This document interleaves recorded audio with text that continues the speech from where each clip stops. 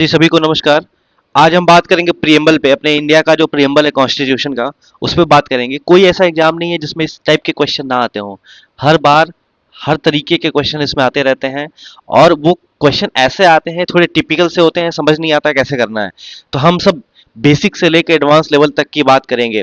Liberty, तो जैसे CAPF में सवाल आया था कि पॉजिटिव लिबर्टी, नेगेटिव लिबर्टी का कॉन्सेप्ट, एक्शन इन एक्शन का कॉन्सेप्ट क्या होता है, या फिर सोशलिस्ट क्या होता है, डेमोक्रेटिक सोशलिस्ट क्या होता है, गांधीयन सोशलिज्म क्या होता है, या इसके अलावा आप जो पढ़ते हैं सॉवर्निटी क्या होती है, सॉवर्निटी अगर है तो फिर क्या क्या चीज़ें हो सकती हैं, क्या क्या नहीं हो सकती हैं, या फिर आपने देखा है वो क्या कहते हैं उसको, नेशनलाइजेशन हुआ, सोशलिज्म हुआ, सोशलिस्ट हुआ, या फिर जो भी चीज़ें होती हैं, लिबर्टी है, फ्रेटर्निटी है, ये सब आया कहाँ से, या फिर नेचर ऑफ द कॉन्स्टिट्यूशन पूछ लिया जाता है आपसे, या फिर आपसे पूछ लिया जाता है बताइए इक्वालिटी ऑफ आउटकम है कि नहीं आपके कॉन्स्टिट्यूशन में। तो हम उस सब चीज़ को समझने और कोशिश करेंगे, इन सब चीज़ों को समझें और इन सब चीज़ों को सीखें। ठीक है, तो आज का अपना एजेंडा क्या होगा? आज हम डिस्कस करेंगे प्रियम्बल, व्हाट इज प्रियम्बल। दूसरा, इंग्रेडिएंट ऑफ द प्रियम्बल क्या क्या है, हिस्ट्री ऑफ द प्रियम्बल कहाँ से बना था, कीवर्ड ऑफ द प्रियम्बल, इसके बारे में बहुत डिटेल एनालिसिस करेंगे।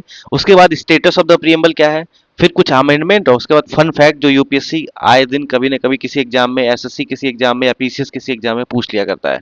ठीक है, तो हम उस पर बात करेंगे। सबसे पहले हम स्टार्ट करेंगे किससे? प्रियम्बल को रीड करने से। जैसे पूजा होता है ना घर में, जब पूजा होता है तो सबसे पहले गणेश भगवान की पूजा करी जाती है।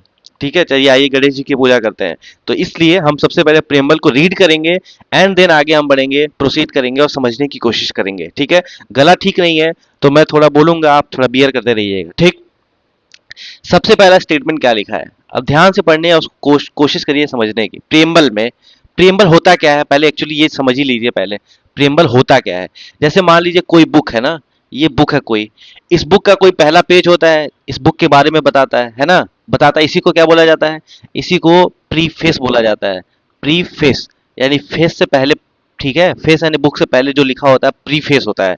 ठीक है, तो इसी तरह जो अपना इंडियन कॉन्स्टिट्यूशन है, इसके बारे में कुछ पहले लिखा हुआ है, इसी को प्रियम्बल बोला जाता है। प्री बोला, प्री मतलब पहले। ठीक है, बात समझ में आ गई। इसी को आइडेंटिटी कार्ड बोला जाता है, इसी को बोला जाता है summary of the Indian constitution. तो आप लिख ही लीजिए, उसके बाद पढ़ने की कोशिश करेंगे तो ज्यादा अच्छा रहेगा। जैसे मान लो कि एन ए पालकी वाला ने बोला था क्या, प्रियम्बल, यहाँ लिखा भी होगा शायद, देखो इसमें क्या लिखा है, व्हाट इज प्रियम्बल। पहले व्हाट इज प्रियम्बल क्या है? Preamble is a philosophy and objective, इसको बोला जाता है philosophy of the Indian constitution. ये बात याद रखिएगा। ठीक है, प्रियम्बल आया कहां से था? अगर हम बात करें प्रियम्बल आया कहां से था, तो प्रियम्बल कहां से आया था बताओ? प्रियम्बल जो है वो आया था, एक मिनट, प्रियम्बल आया कहां से था? तो प्रियम्बल आया था जवाहरलाल नेहरू के किससे? जवाहरलाल नेहरू के ऑब्जेक्टिव रिजोल्यूशन से आया था। ठीक है, अब ये ऑब्जेक्टिव रिजोल्यूशन क्या होता है ये हम बाद में समझेंगे, बस याद रखिएगा ऑब्जेक्टिव रिजोल्यूशन से आया था। ठीक, ऑब्जेक्टिव रिजोल्यूशन जो जवाहरलाल नेहरू ने दिया था, उसी से हमने क्या बनाया, अपना प्रियम्बल बनाया था।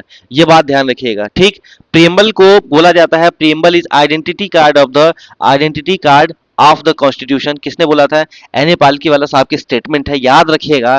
प्रेम, अगर कभी भी जीवन में आपसे पूछा जाए व्हाट इज प्रियम्बल, तो सिंपल बताइएगा philosophy and the objective of the Indian constitution, या दूसरा बता दीजिएगा preamble is identity card of the Indian constitution. ये बात आपको याद रखनी है। प्रियम्बल क्या है? Identity card of the Indian constitution है। किसने बोला था? एन ए पालकी वाला ने बोला था, एमिनेंट जूरिस्ट और कॉन्स्टिट्यूशनल एक्सपर्ट थे। ये बात आपको ध्यान होना चाहिए। इसके अलावा और भी बहुत सारे लोगों ने क्या क्या बोला था, आइए हम उसको समझ लेते हैं, सीख लेते हैं। ठीक है, प्रियम्बल होता क्या है वास्तव में। सबसे पहले तो आपने लिख लेगा प्रियम्बल कहाँ से आया। ऐसे ही आप नोट्स बनाते चलिएगा, जैसे मैं बना रहा हूँ आपको, आपको बना के मैं सिखा रहा हूँ कि नोट्स ऐसे ही बनाना है। प्रियम्बल होता क्या है? तो प्रियम्बल सबसे पहले आया कहाँ से, सोर्स क्या है प्रियम्बल का, सोर्स क्या है? तो हमने ले लिया कहाँ से, ऑब्जेक्टिव रिजोल्यूशन से लिया है। कहाँ से ले लिया सर? ऑब्जेक्टिव रिजोल्यूशन से ले लिया। ठीक है सर, ये बात तो समझ में आ गई। इसके बाद और क्या है? प्रियम्बल जो है वो क्या है? प्रियम्बल क्या है? जो philosophy of Indian constitution, philosophy of Indian constitution.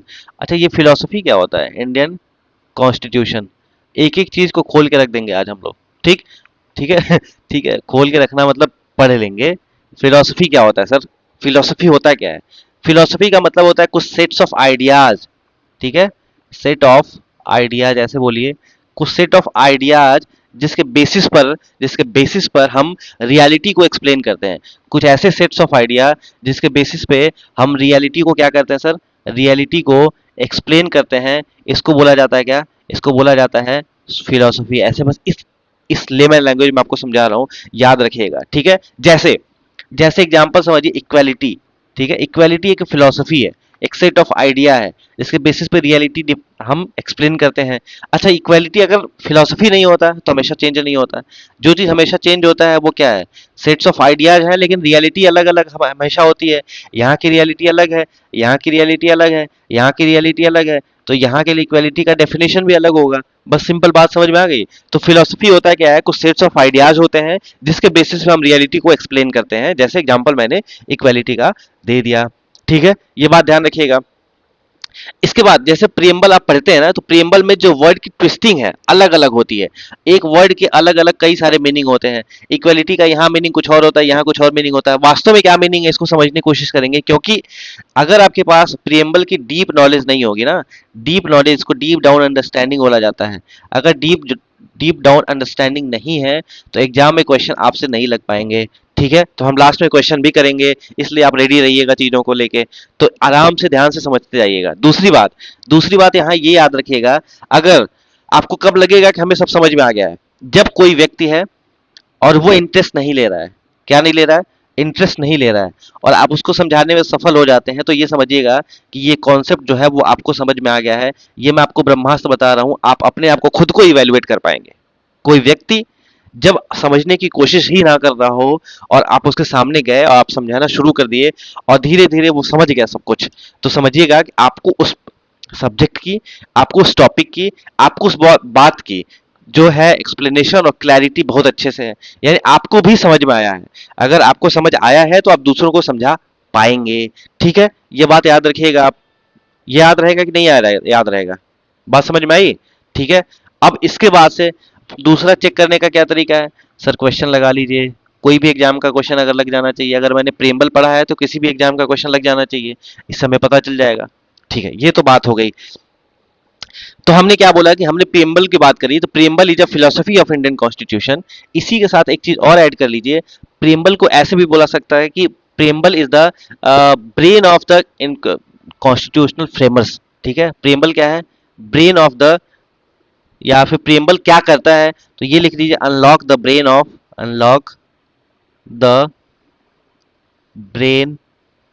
Of framers of Indian constitution, या इन्हीं को बोला जाता है founding father, framers of Indian constitution.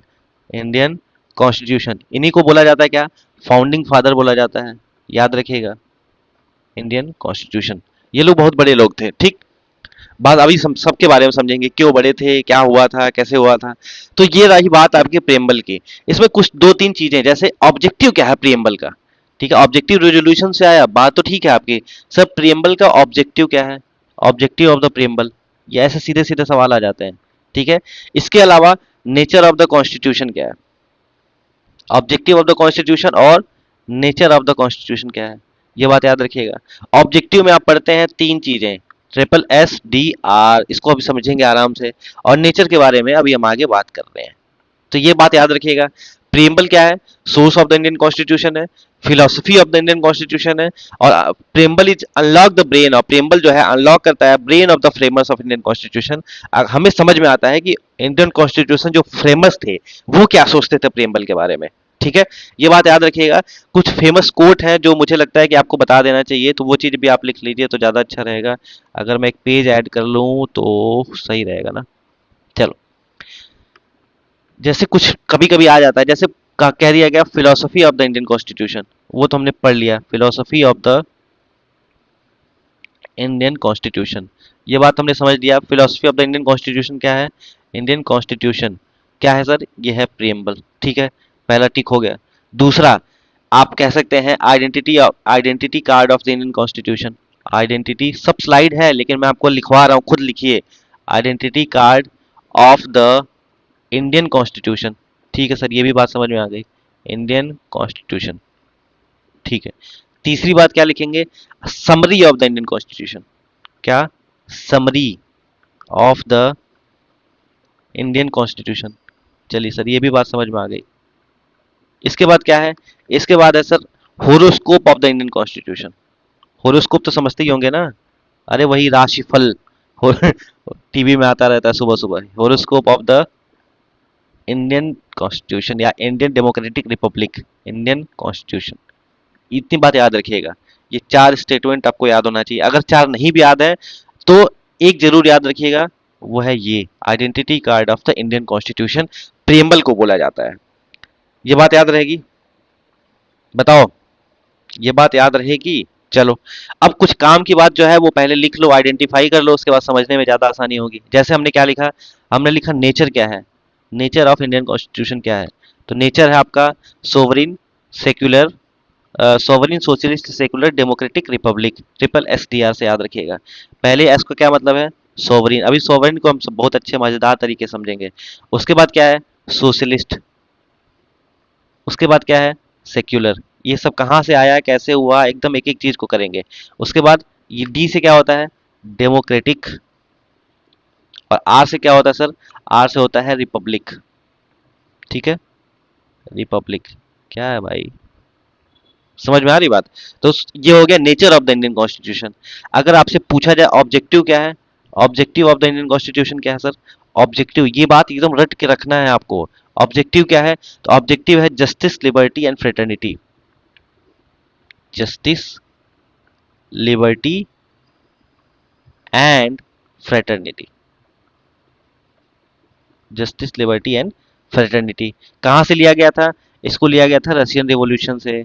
ठीक है, रशियन रिवॉल्यूशन से। और रशिया रिवॉल्यूशन कहाँ से लिया था? तो वो रूसो की बुक से लिया था। अभी हम उसके बारे में बात कर रहे हैं। ठीक है, और एडॉप्शन कब हुआ था कॉन्स्टिट्यूशन का, तो वो तो अभी हम पढ़ लेंगे। तो आइए रीड करते हैं आप चीजों को। We the people of India है ना? We the people of India, यहां से आता है concept, concept of autochthony. Concept of autochthony, इसका क्या मतलब होता है? इसका मतलब होता है रूल बाई सॉइल। क्या होता है सर? Rule by soil. इसी को कहते हैं rule by native people. Rule by native, वहां के लोगों का शासन जो है, इसी को कॉन्सेप्ट ऑफ ऑटोक्थॉमी बोला जाता है। यहाँ वहां के मिट्टी के लोग, वहां के जो लोग रहने वाले हैं, वो क्या कर रहे हैं? वो जो है वहां शासन कर रहे हैं। तो we the people of India जो है हमने कहाँ से लिया? तो we the people of India हमने कहाँ से लिया? ये हमने लिया था कहाँ से? यूएसए से लिया था। ठीक है, यूएस के कॉन्स्टिट्यूशन से लिया था। और यूएसए ने कहाँ से लिया था? तो रूसो की किताब आती है, रूसो की किताब से लिया था। ठीक है, ये बात याद रखिएगा। ठीक है, we the people of India अपना क्या है? मेन सोर्स है। ठीक है, सोर्स ऑफ, सोर्स क्या है? पावर क्या है? We the people of India जो है वो पावर है। ठीक है, सोर्स ऑफ अथॉरिटी क्या है? अगर कहा जाए सोर्स ऑफ अथॉरिटी, ये भी लिख लीजिए साथ में, सोर्स ऑफ अथॉरिटी। ठीक है, सोर्स ऑफ अथॉरिटी क्या है सर? तो ये है we the people of India. We the people of India, हम हैं सोर्स ऑफ अथॉरिटी, ना कि कोई दूसरा। We the people of India. आप बोलेंगे सर कॉन्स्टिट्यूशनल फादर्स जो थे, जिन्होंने बनाया था, वो नहीं है क्या? नहीं, वो भी नहीं है। We the people of India, उन्होंने हमें दे दिया कि अब आप संभालो। ठीक, तो we the people of India समझ में आ गई। हैविंग, हैविंग सोलेमनली, सोलेमनली मतलब क्या होता है? एक एक वर्ड को अच्छे से समझना है। ठीक है, ये बात आप बताएंगे। Resolve to constitute, constitute not constitution, India, constitute करता हूं इंडिया को, किसमें? Sovereign, socialist, secular, democratic republic. ठीक है, we the people of India having solemnly resolved to constitute India into sovereign, secular, socialist, democratic republic and to secure all of its citizens, citizens के लिए क्या क्या करना है? जस्टिस, जस्टिस थ्री टाइप के, social, economic and political. तो आप ऐसे लिखते जाइएगा, आप जो नोट्स बनाए ना, जस्टिस कितने टाइप के होंगे? Social, economic and political. ठीक है, JSCP ऐसे याद कर लीजिए। उसके बाद liberty of thought, expression, belief, faith, worship. एक बार क्वेश्चन आया था, पता नहीं किसी एग्जाम में था, लिबर्टी, उसमें पूछा था कि कौन सा इसमें से लिबर्टी नहीं है, और ऑप्शन दिया था thought, expression, belief and economic. ठीक है, तो सबको फिर 1 2 1 and 2, ओनली 4 2 and 3। अब सबको ये लग गया कि भाई थॉट, एक्सप्रेशन, बिलीफ एक साथ पढ़ते हैं, हो सकता है वही होगा। एक अलग है तो ये तो नहीं होगा। तो इस तरह की चीजें ना हो, इसलिए आपको याद होना चाहिए। अगर प्रियम्बल याद भी नहीं है तो याद रखिएगा, जस्टिस 3 टाइप के होते हैं, SEP या PES, ऐसे भी कुछ भी तरह से याद कर सकते हैं। Justice, social, economic and political. Liberty क्या है? Thought, expression, belief, faith, worship. ठीक है। अब जैसे थॉट है, लिबर्टी है, आपको लिबर्टी कहाँ से आता है? अभी हम पढ़ेंगे। लिबर्टी जो है लिब्रे लिब्रे से आता है। लिबर्टी के दो मीनिंग होते हैं, एक कि आप रिस्ट्रिक्शन को कम कर दीजिए, और दूसरा क्या कर दीजिए बताओ? लिबर्टी का एक मतलब होता है कि वहां रिस्ट्रिक्शन कम होना चाहिए, और तीसरा होता है अपने पास, एक मिनट, जो लिबर्टी होता है, लिबर्टी में एक चीज ध्यान रखिएगा, लिबर्टी में सबसे पहली बात, लिबर्टी किसकी किसकी होनी चाहिए? Thought, expression, belief, faith and worship की होती है। और इसके बाद आपको क्या पता होना चाहिए कि जो लिबर्टी का मतलब क्या है? लिबर्टी लिब्रे वर्ड से आता है। लिब्रे का मतलब होता है फ्रीडम, और फ्रीडम में दो चीजें आती हैं। सबसे पहली बात क्या आती है? सबसे पहला आता है कि आपको क्या करना है? रिस्ट्रिक्शन को कम कर देना है, और चॉइसेस को क्या कर देना है? चॉइसेस को बढ़ा देना है। ठीक, ये होता है लिबर्टी का कॉन्सेप्ट। ठीक है, तो आगे हम उसको समझेंगे अभी। तो लिबर्टी कितने टाइप की है? Thought, expression, belief, faith and worship. अरे आप खुद ही समझिए ना, कॉमन सेंस लगाइए कि जो लिबर्टी है, अगर मैं कुछ सोचता हूं, मैं सोचता हूं कि सर ये कैसे पेन बना, कैसे बुक बना, कैसे ये दुनिया चल रही है, कोई रोक पाएगा क्या मुझे? बताओ, कोई रोक पाएगा? मैं सोच रहा हूं भाई। मोदी जी आके बोलेंगे क्या कि देखिए ये सब सोचने वाली बात नहीं है, इन सबको सोचेंगे तो फिर आप जेल में चले जाएंगे, इस तरह की कुछ चीजें होंगी? नहीं होंगी। ठीक है। तो वो थॉट, कॉमन सेंस, एक्सप्रेशन, मैं कुछ बोल सकता हूँ। ठीक है। अब मैं यहाँ आपको पढ़ा रहा हूँ, मैं बोल रहा हूँ, कोई रोकेगा थोड़ा ना कि क्यों बोल रहे हो भाई आप, आपका एक्सप्रेशन नहीं है। अरे ऐसे कैसे एक्सप्रेशन नहीं है? बिलीव, अब मैं विश्वास करता हूं कि पढ़ने से होगा। Rationality is everything, God is rational, rational is God. ठीक है, रेशनैलिटी का हाथ पकड़ के चलना चाहिए। तो अब क्या, ये मेरा बिलीफ सिस्टम है। अब कोई बोलेगा नहीं इरेशनल बनो, तो मैं बन जाऊंगा क्या? नहीं, कोई फोर्सफुली नहीं है। ठीक है, तो ये लिबर्टी है हमारी। फेथ भी हो सकती है, वर्शिप, हम पूजा पाठ कर रहे हैं, कोई मोनोथिज्म को मानता है, कोई पॉलीथिज्म को मानता है, कोई हेनोथिज्म को मानता है। तीन चीजें मैंने बताई हैं आपको, मोनोथिज्म, पॉलीथिज्म, हेनोथिज्म। ठीक है, तो तीनों के बारे में थोड़ा पढ़ लीजिएगा, कभी कभी ये सब आते रहते हैं। तो मोनोथिज्म क्या होता है, पॉलीथिज्म क्या होता है, हेनोथिज्म क्या होता है? तो वर्शिप हो गया। उसके बाद क्या आता है? Equality, equality of status and opportunity. ठीक है, इक्वालिटी किसका होना चाहिए? स्टेटस एंड अपॉर्चुनिटी होना चाहिए। अगर मान लो क्वेश्चन आ जाए, equality of outcome, equality of outcome, equality of outcome आपके प्रियम्बल में मेंशन है कि नहीं मेंशन है? तो बिल्कुल नहीं। इक्वालिटी ऑफ आउटकम का क्या मतलब है? कि अल्टीमेटली सब लोग एक बराबर हो जाएंगे, ऐसा कुछ भी नहीं है। वो कहता है कि बराबर हो ना हो, हमें तो स्टेटस बराबर करना है ना, अपॉर्चुनिटी तो देनी है। अपॉर्चुनिटी देखो, दो व्यक्ति हैं, एक पर्सन है ABC, एक पर्सन है XYZ। ठीक है, इन दोनों को हमने बराबर अधिकार दिया कि ठीक है, आप जो मन करे वो कर सकते हैं, आप जो मन करे वो कर सकते हैं। ठीक है, आपको पढ़ने का पूरा अधिकार है, आपको भी पढ़ने का पूरा अधिकार है, आपको भी खेलने का पूरा अधिकार है, आपको भी खेलने का पूरा अधिकार है, आपको भी खाने का पूरा अधिकार है, आपको भी खाने का पूरा अधिकार है। अब जो आगे बढ़ेगा वो बढ़ जाए, हमें क्या करना है? हमने तो इक्वलिटी दी ना, equality of status and opportunity दी। अब जो पीछे हैं उनको भी एक्स्ट्रा हम कुछ करते हैं, तो स्टेटस भी दे रहे हैं, अपॉर्चुनिटी भी दे रहे हैं। अभी तक हमने क्या समझा? We the people of India, concept of autonomy पढ़ लिया, rule by soil, rule by native. ठीक, having solemnly resolved to constitute India into sovereign, socialist, secular, democratic republic, and to secure all its citizen, justice secure करना है, liberty secure करना है, equality secure करना है, और फ्रेटर्निटी सिक्योर करना है। क्वेश्चन यहीं से बनते हैं, लेकिन आपके पढ़ने का तरीका गलत था, इसलिए आपको समझ नहीं आता था। अब आज एग्जाम में क्या सिक्योर करना है सिटीजन के लिए, तो आप क्या क्या बताएंगे? आप बताएंगे सीधे जस्टिस, उसके बाद बोला है लिबर्टी, उसके बाद बोला है इक्वालिटी, और उसके बाद बोला है फ्रेटर्निटी। बस बात खत्म हो गई। तो ये बात याद रखिएगा, ऐसे ही पढ़ना आपको। और जस्टिस कितने टाइप की होते हैं तो वो हमने बता दिया, सोशल, इकोनॉमिक एंड पॉलिटिकल। और लिबर्टी बता दिया कितने होते हैं, thought, expression, belief, faith, worship. Equality क्या होता है? स्टेटस और अपॉर्चुनिटी का। और to promote among them all. ठीक, अमंग देम ऑल, अमंग आया है।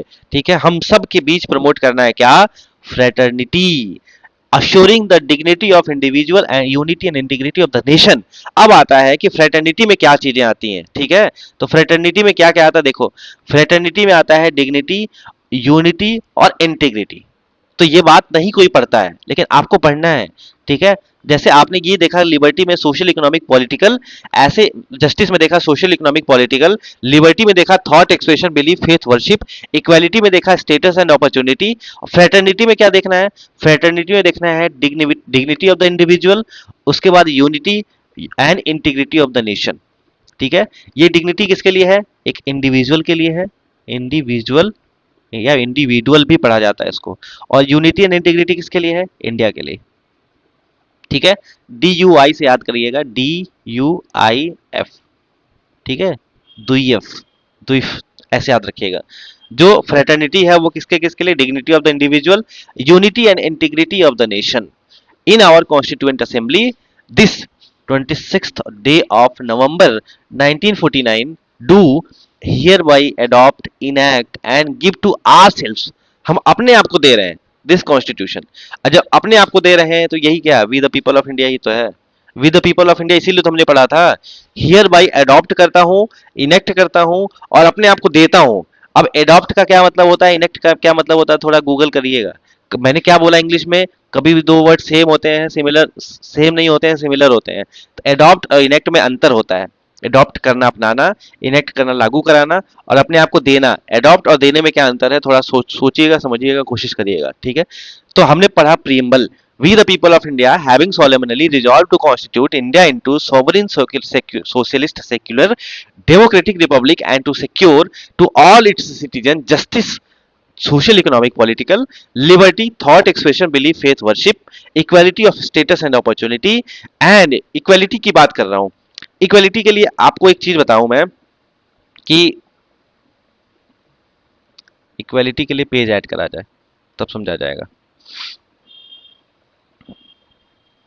कहाँ ऐड हो गया,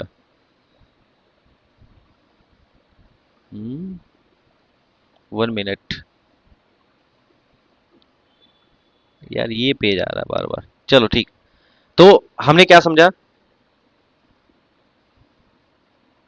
चलो तो हमने ये समझा कि देखो इक्वालिटी की बात करते हैं ना, इक्वालिटी की बात क्या है, अच्छा ये जो है प्रियम्बल इन्फोर्सेबल है कि नॉन इन्फोर्सेबल है, अब इसकी बात, इक्वालिटी की बात तो हम बाद में करेंगे। अब प्रियम्बल जो है वो इन्फोर्सेबल है कि नॉन इन्फोर्सेबल, ये बताओ। तो प्रियम्बल जो है वो क्या है, नॉन इन्फोर्सेबल है। क्यों, अब देखिए इसके पीछे का रीजन है, नॉन इन्फोर्सेबल है। आर्टिकल 15 क्या कहता है, आर्टिकल 15 से कि state can't discriminate on the basis of religion, race, caste, sex and place of birth। Article 15 कहता है स्टेट नहीं डिस्क्रिमिनेट कर सकता on the basis of religion, race, caste, sex and place of birth. ठीक है, R²CSP आप याद रख सकते हैं, जो मैंने याद करा था। ठीक, तो ये आर्टिकल 15 स्टेट को ही देता है, इसका मतलब पब्लिक प्रॉपर्टी, और इसके अलावा प्राइवेट के लिए भी बात है, कोई भी जो है डिस्क्रिमिनेट नहीं कर सकता। जैसे मान लो कि एक आपकी कॉलोनी, आपकी सोसाइटी है, इसमें एक आपने पब्लिक पार्क बनवाया है, जो पब्लिक पार्क बना है, पब्लिक पार्क, पब्लिक पार्क बना है, और इसमें बोल दिया गया कि इस सॉरी, इस वाले लोग, इस कास्ट के लोग, इस कलर के लोग या वेमेन नहीं आ सकती इस पार्क में, कोई इसमें नहीं आ सकता। अगर इसमें से पांचों में से कोई एक चीज है तो आप सीधे जा सकते हैं, क्या हाई कोर्ट जा सकते हैं। आर्टिकल 226 के तहत आप बोलेंगे माय लॉर्ड मुझे ये चीज नहीं मिल रहा है, यानी आर्टिकल 15 डिस्क्रिमिनेट किया जा रहा है। राइट टू इक्वालिटी में आता है, state can't discriminate on the basis of religion, race, caste, sex, place of birth. तो आप क्या करेंगे, आप सीधे हाई कोर्ट चले जाएंगे और वहां आपका निपटारा किया जाएगा, या सुप्रीम कोर्ट जा सकते हैं आर्टिकल 32 के तहत। वो क्या है, इन्फोर्सिबल है। लेकिन प्रियम्बल में अगर कहीं आ जाए सर इक्वालिटी नहीं मिल रही है, तो आप प्रियम्बल का हवाला देके नहीं जा सकते। अच्छा ये जो है ये सब दिया हुआ है फंडामेंटल राइट में, जस्टिस भी दिया हुआ है, लिबर्टी भी है, फ्रेटर्निटी भी है। तो इस तरह अगर फंडामेंटल राइट को इन्फोर्सेबल बनाया है तो प्रियम्बल को क्यों बनाए। इसके बाद जैसे आप पढ़ते हैं फ्रेटर्निटी, इक्वालिटी, इसमें डीपीएसपी भी आ जाता है। जब दिया हुआ है फंडामेंटल राइट में कि इन्फोर्सेबल है, तो फिर प्रियम्बल को इन्फोर्सेबल बनाने का कोई लॉजिक नहीं था, इसलिए उसको नहीं बनाया गया। बात समझ में आ रही है। प्रियम्बल आइडेंटिटी कार्ड है। आइडेंटिटी कार्ड का मतलब क्या होता है, जैसे आप स्कूल जाते थे तो आइडेंटिटी कार्ड लगा के जाते थे, आपका नाम, आपके फादर्स नेम, आपका डेट ऑफ बर्थ, आपका घर एड्रेस, ये सब लिखा होता था। और ऑफिस जाते हैं, ऑफिस का भी यही कंडीशन होता है। तो वो क्या है, वो डिटेल लिखा हुआ है। तो कॉन्स्टिट्यूशन का डिटेल क्या है, प्रियम्बल, कि भाई ये प्रियम्बल, प्रियम्बल पढ़ के समझ में आ जाएगा कि आपका कॉन्स्टिट्यूशन क्या कहता है। बात समझ में आ गई? तो ये रहा पूरी कहानी आपकी प्रेमल की। अब हम स्टार्ट करेंगे कॉन्सेप्ट, और कॉन्सेप्ट को समझने की कोशिश करेंगे। जैसे हमने देखा इंग्रेडिएंट ऑफ द पीपल क्या, इंग्रेडिएंट ऑफ द प्रेमबल क्या है, source of the constitution, objective, nature और डेट। तो ये सब हमने बात पढ़ लिया है। अब आइए हम कुछ यहाँ पे एक ब्लैंक स्लाइड ले लें तो ज्यादा अच्छा रहेगा। अब यहाँ ब्लैंक स्लाइड लेके अब हम पढ़ने की शुरुआत करते हैं, कोशिश करते हैं। ठीक है, सबसे पहला अपना कॉन्सेप्ट आता है क्या, सोवर्निटी। सोवर्निटी को ध्यान से समझिएगा, आज के बाद आपको कभी भी दिक्कत नहीं आएगा। सोवरिन कंट्री या सोवर्निटी, ये कॉन्सेप्ट होता क्या है? ठीक है, एक ये जो कॉन्सेप्ट है ना, ये फ्लेक्सिबल कॉन्सेप्ट है, हमेशा चेंज होता रहता है। ठीक है, फ्लेक्सिबल कॉन्सेप्ट है, दुनिया में कोई भी चीज परमानेंट नहीं है, ये बात तो आपको ही पता है। ठीक है, तो सब कुछ चेंज होता है, सब कुछ बदलता है, परिवर्तन ही संसार का नियम है। ठीक है, अब एक चीज देखिए, इंडिया जो है वो क्या है, सोवरिन है। सोवरिन से एक कहानी मुझे याद आ रही है, कहिए तो सुना दे। ठीक, सुनी। लास्ट दिवाली की बात है, दिवाली तो अभी आने वाली है। तो कॉलोनी में एक घर था, लगातार वो पटाखे जलाए जा रहे थे, बजाए जा रहे थे, इतने ज्यादा। फिर मैंने उनको रोका एक बार कि रुक जाइए सर, हो गया, कितना करेंगे, बस रात हो गई, अब सबको सोने दीजिए आराम से। ठीक है, मान गए। फिर वो थोड़ी देर बाद फिर शुरू हो गए, और इतना ज्यादा उन्होंने जला दिया कि एक डॉग था, ठीक है, डॉग जो है वो खांसने लगा। एक कुत्ता था, उसको खांसी आने लगी, एकदम वो परेशान हो गए इतना ज्यादा धुएं से। ठीक है, तो फिर मुझे रहा नहीं गया, फिर मैं जाके बोला, डांटा तेजी से। तो फिर किसी तरह उन्होंने कंट्रोल किया उस चीज को। तो ये रहा पूरी कहानी। वो बोलते हैं एक सोवर्निटी है मेरा, सोवर्निटी है तो मैं कुछ भी कर सकता हूँ। भाई आपकी सोवर्निटी है, लेकिन दो चीजें नहीं होना चाहिए, एक हेल्थ, हेल्थ, और दूसरा नेशनल सिक्योरिटी। इस पे खतरा आएगा तो सोवर्निटी गायब है आपकी। तो ये बात अभी मैं आपको समझा रहा हूँ, क्वेश्चन में आपको समझाऊंगा अभी। ठीक है, सोवेनिटी का मतलब होता है इंडिया के पास फ्रीडम है, इंडिया जो चाहे वो कर सकता है, कोई दबाव नहीं है किसी के पास। तो इंडिया जो है अपना, ये मान लो इंडिया है, इंडिया कोई अपना टेरिटरी भी किसी को दे सकता है, ऑब्वियसली बिल्कुल दे सकता है। ठीक, यानी इंडिया कैन गिव अवे, कोई भी चीज दे सकता है, give away for betterment, for betterment, अच्छे के लिए हम कुछ दे भी सकते हैं, वो भी अपनी क्या है, सोवर्निटी है। जैसे चाइना के साथ, ये मान लो इंडिया, ये है अपना चाइना, ठीक है, इसके साथ हमारा विवाद हो गया, डोकलाम विवाद सिक्किम में, और फिर जो भी चीजें हुए तो चाइना के, और हमने क्या बोला, हमने बोला इस दिवाली चाइना का कोई सामान नहीं लाएंगे, चाइना का सामान सब बैन कर दीजिए। फिर बोला गया मोदी जी, आप अपने 56 इंच के सीने का प्रयोग करके पूरे सामान, चाइना के सामान को बैन कर दीजिए। चाइना पे जब सामान बैन हो जाएगा तो कोई सामान चाइना से आएगा नहीं, और कोई सामान चाइना से आएगा नहीं तो उनके फैक्ट्री पे दबाव पड़ेगा, फैक्ट्री पे दबाव पड़ेगा तो सरकार पे दबाव पड़ेगा, और सरकार पे दबाव पड़ेगा तो सरकार क्या हो जाएगी, सुधर जाएगी। ठीक है, तो क्या हमने किया ऐसा कुछ नहीं, कुछ चीजें बैन करी। ठीक है, तो वो किस बेसिस पर ही करी, कैसे करी, उसको हम समझने की कोशिश करेंगे, उसके पीछे, उसके अंदर तक जाएंगे। ठीक है, देखो, सॉवरिन का क्या मतलब होता है, कुछ मामले में हम यूनिलेटरल फैसला नहीं ले सकते, यूनिलेटरल फैसला आप नहीं ले सकते। ठीक है, क्यों नहीं ले सकते? क्योंकि देखिए, हम क्या हैं, हम सिग्नेटरी हैं किसका, सिग्नेटरी हैं डब्ल्यूटीओ का, सिग्नेटरी हैं of WTO, World Trade Organisation. ऐसा नहीं होगा कि हम सब कुछ बैन कर देंगे, ऐसा नहीं होगा कि हम सब कुछ बैन कर देंगे, मोदी जी अपने 56 इंच के सीने का प्रयोग करके बोलते हैं आज से चाइना से कोई सामान नहीं आएगा, आज से अमेरिका से कोई सामान नहीं आएगा। इस तरह नहीं हो सकता ना। अब क्यों नहीं हो सकता, इसको समझने की कोशिश करते हैं। हम क्या है, हम वर्ल्ड ट्रेड ऑर्गेनाइजेशन के क्या है, सिग्नेटरी मेंबर है। इसमें एक कॉन्सेप्ट आता है, एक कॉन्सेप्ट है GATT का। GATT का क्या मतलब होता है, मतलब आप कह सकते हैं, GATT का क्या मतलब होता है, जनरल, नहीं पता होगा तो लिख लीजिएगा, एग्जाम में आता है, general agreement, general agreement on tariff and trade, tariff and trade, ये अग्रीमेंट बना हुआ है। इस अग्रीमेंट में क्या है, इस अग्रीमेंट में लिखा है कि कोई भी डब्ल्यूटीओ मेंबर किसी भी प्रोडक्ट पर बैन नहीं कर सकता, पहली बात, किसी भी देश के किसी भी प्रोडक्ट बैन नहीं कर सकता। लेकिन एक चीज और इसके अंदर लिखा है, कोई भी डब्ल्यूटीओ मेंबर किसी भी प्रोडक्ट पर बैन तभी लगा सकता है जब वो प्रोडक्ट, ठीक है, जब वह प्रोडक्ट जो है वो क्या करता हो, जब वो प्रोडक्ट दो फैक्टर पे काम करता हो, एक हेल्थ को नुकसान पहुंचाता हो, और दूसरा नेशनल सिक्योरिटी के लिए खतरा हो, नेशनल सिक्योरिटी। बहुत मजेदार कॉन्सेप्ट बता रहा हूं, इसके पहले आपने सुना ही नहीं होगा ये सब, ठीक है। तो हम सिग्नेटरी हैं डब्ल्यूटीओ के। डब्ल्यूटीओ का एक है GATT, एक concept, general agreement on tariff and trade. इसमें बोला जाता है कि कोई भी डब्ल्यूटीओ मेंबर किसी भी प्रोडक्ट पे तभी बैन कर सकता है जब वो प्रोडक्ट हेल्थ के लिए और नेशनल सिक्योरिटी इन दोनों के लिए खतरा हो, ठीक है। बात समझ में आ रही है?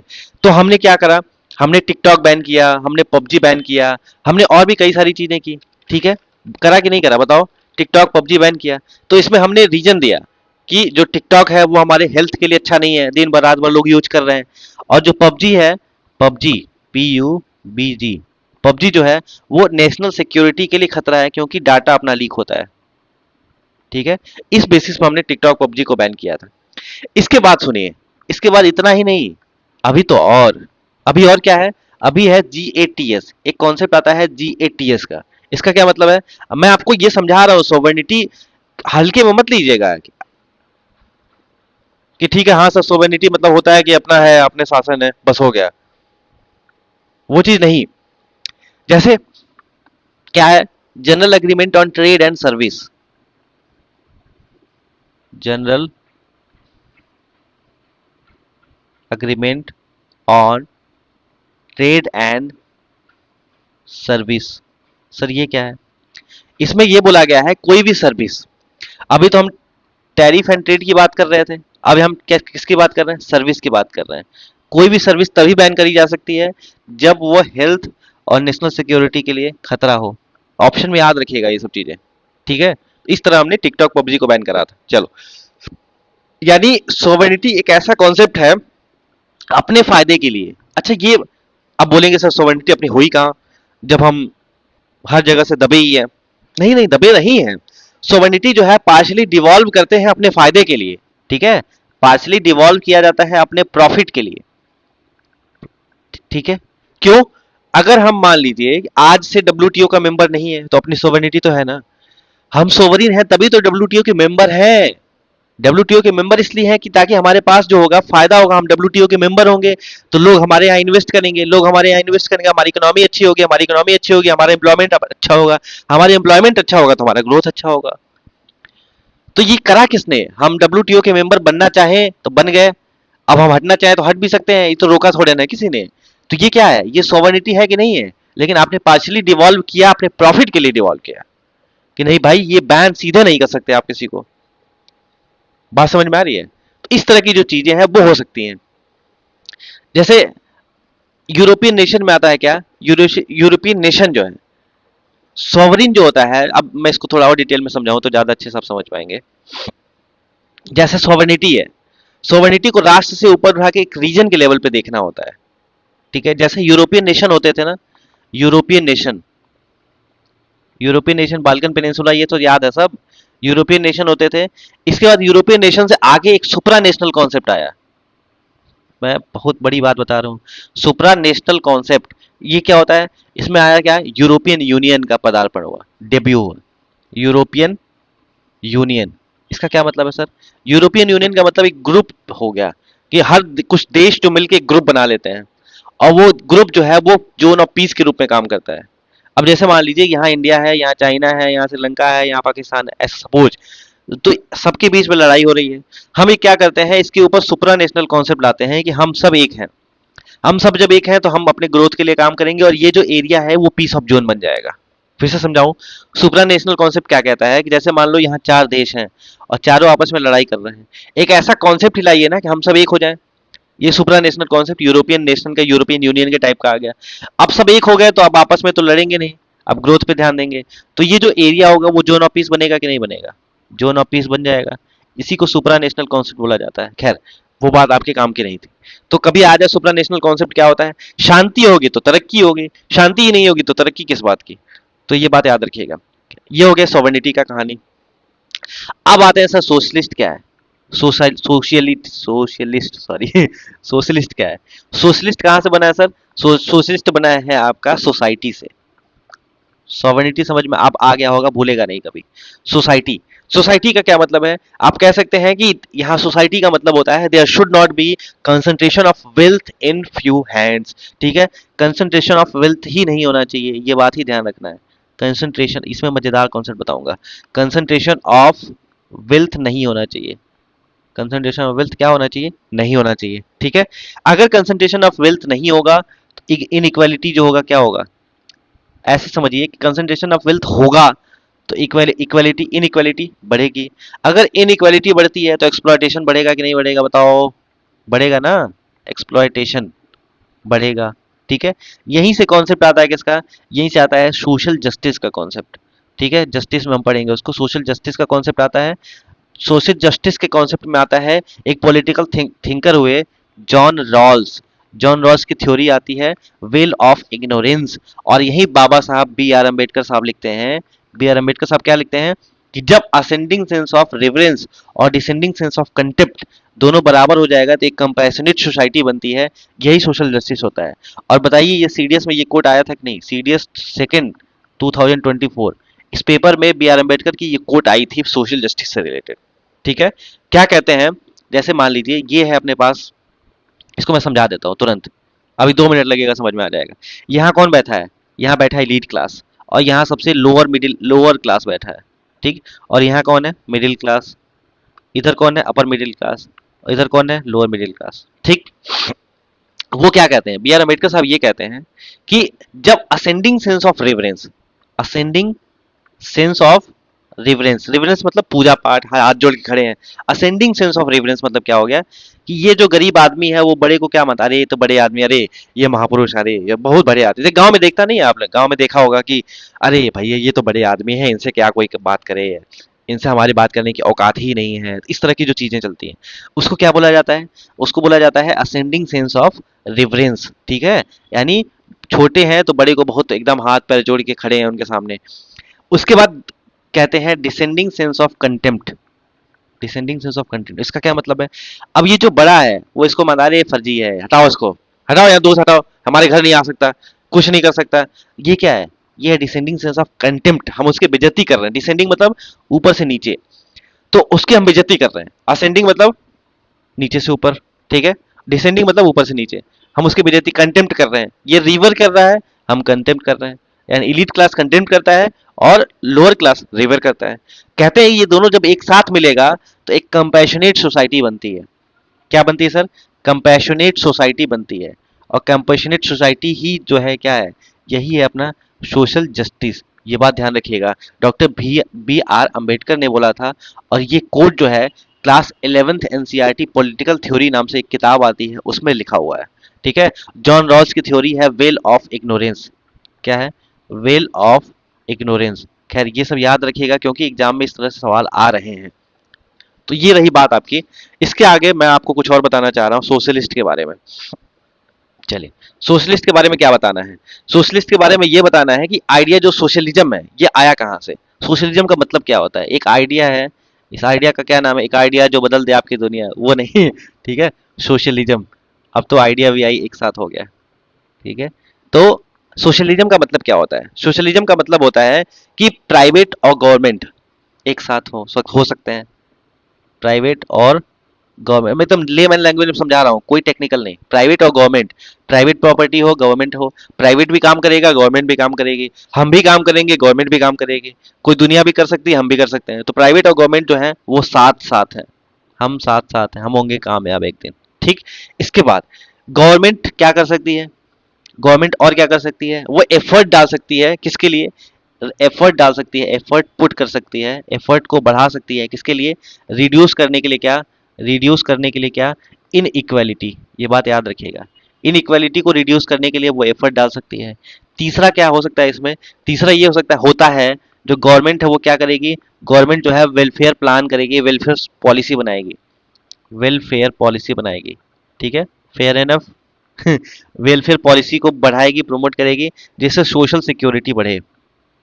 सोशल सिक्योरिटी बढ़े, जैसे सोशल सिक्योरिटी बढ़े, जैसे हुआ है ये। जैसे मैं, मेरे पास कुछ नहीं है खाने के लिए, मैं एकदम गरीब आदमी, मेरे पास कुछ भी नहीं है, तो क्या गवर्नमेंट हमारा सपोर्ट नहीं करेगी? बताओ, करेगी।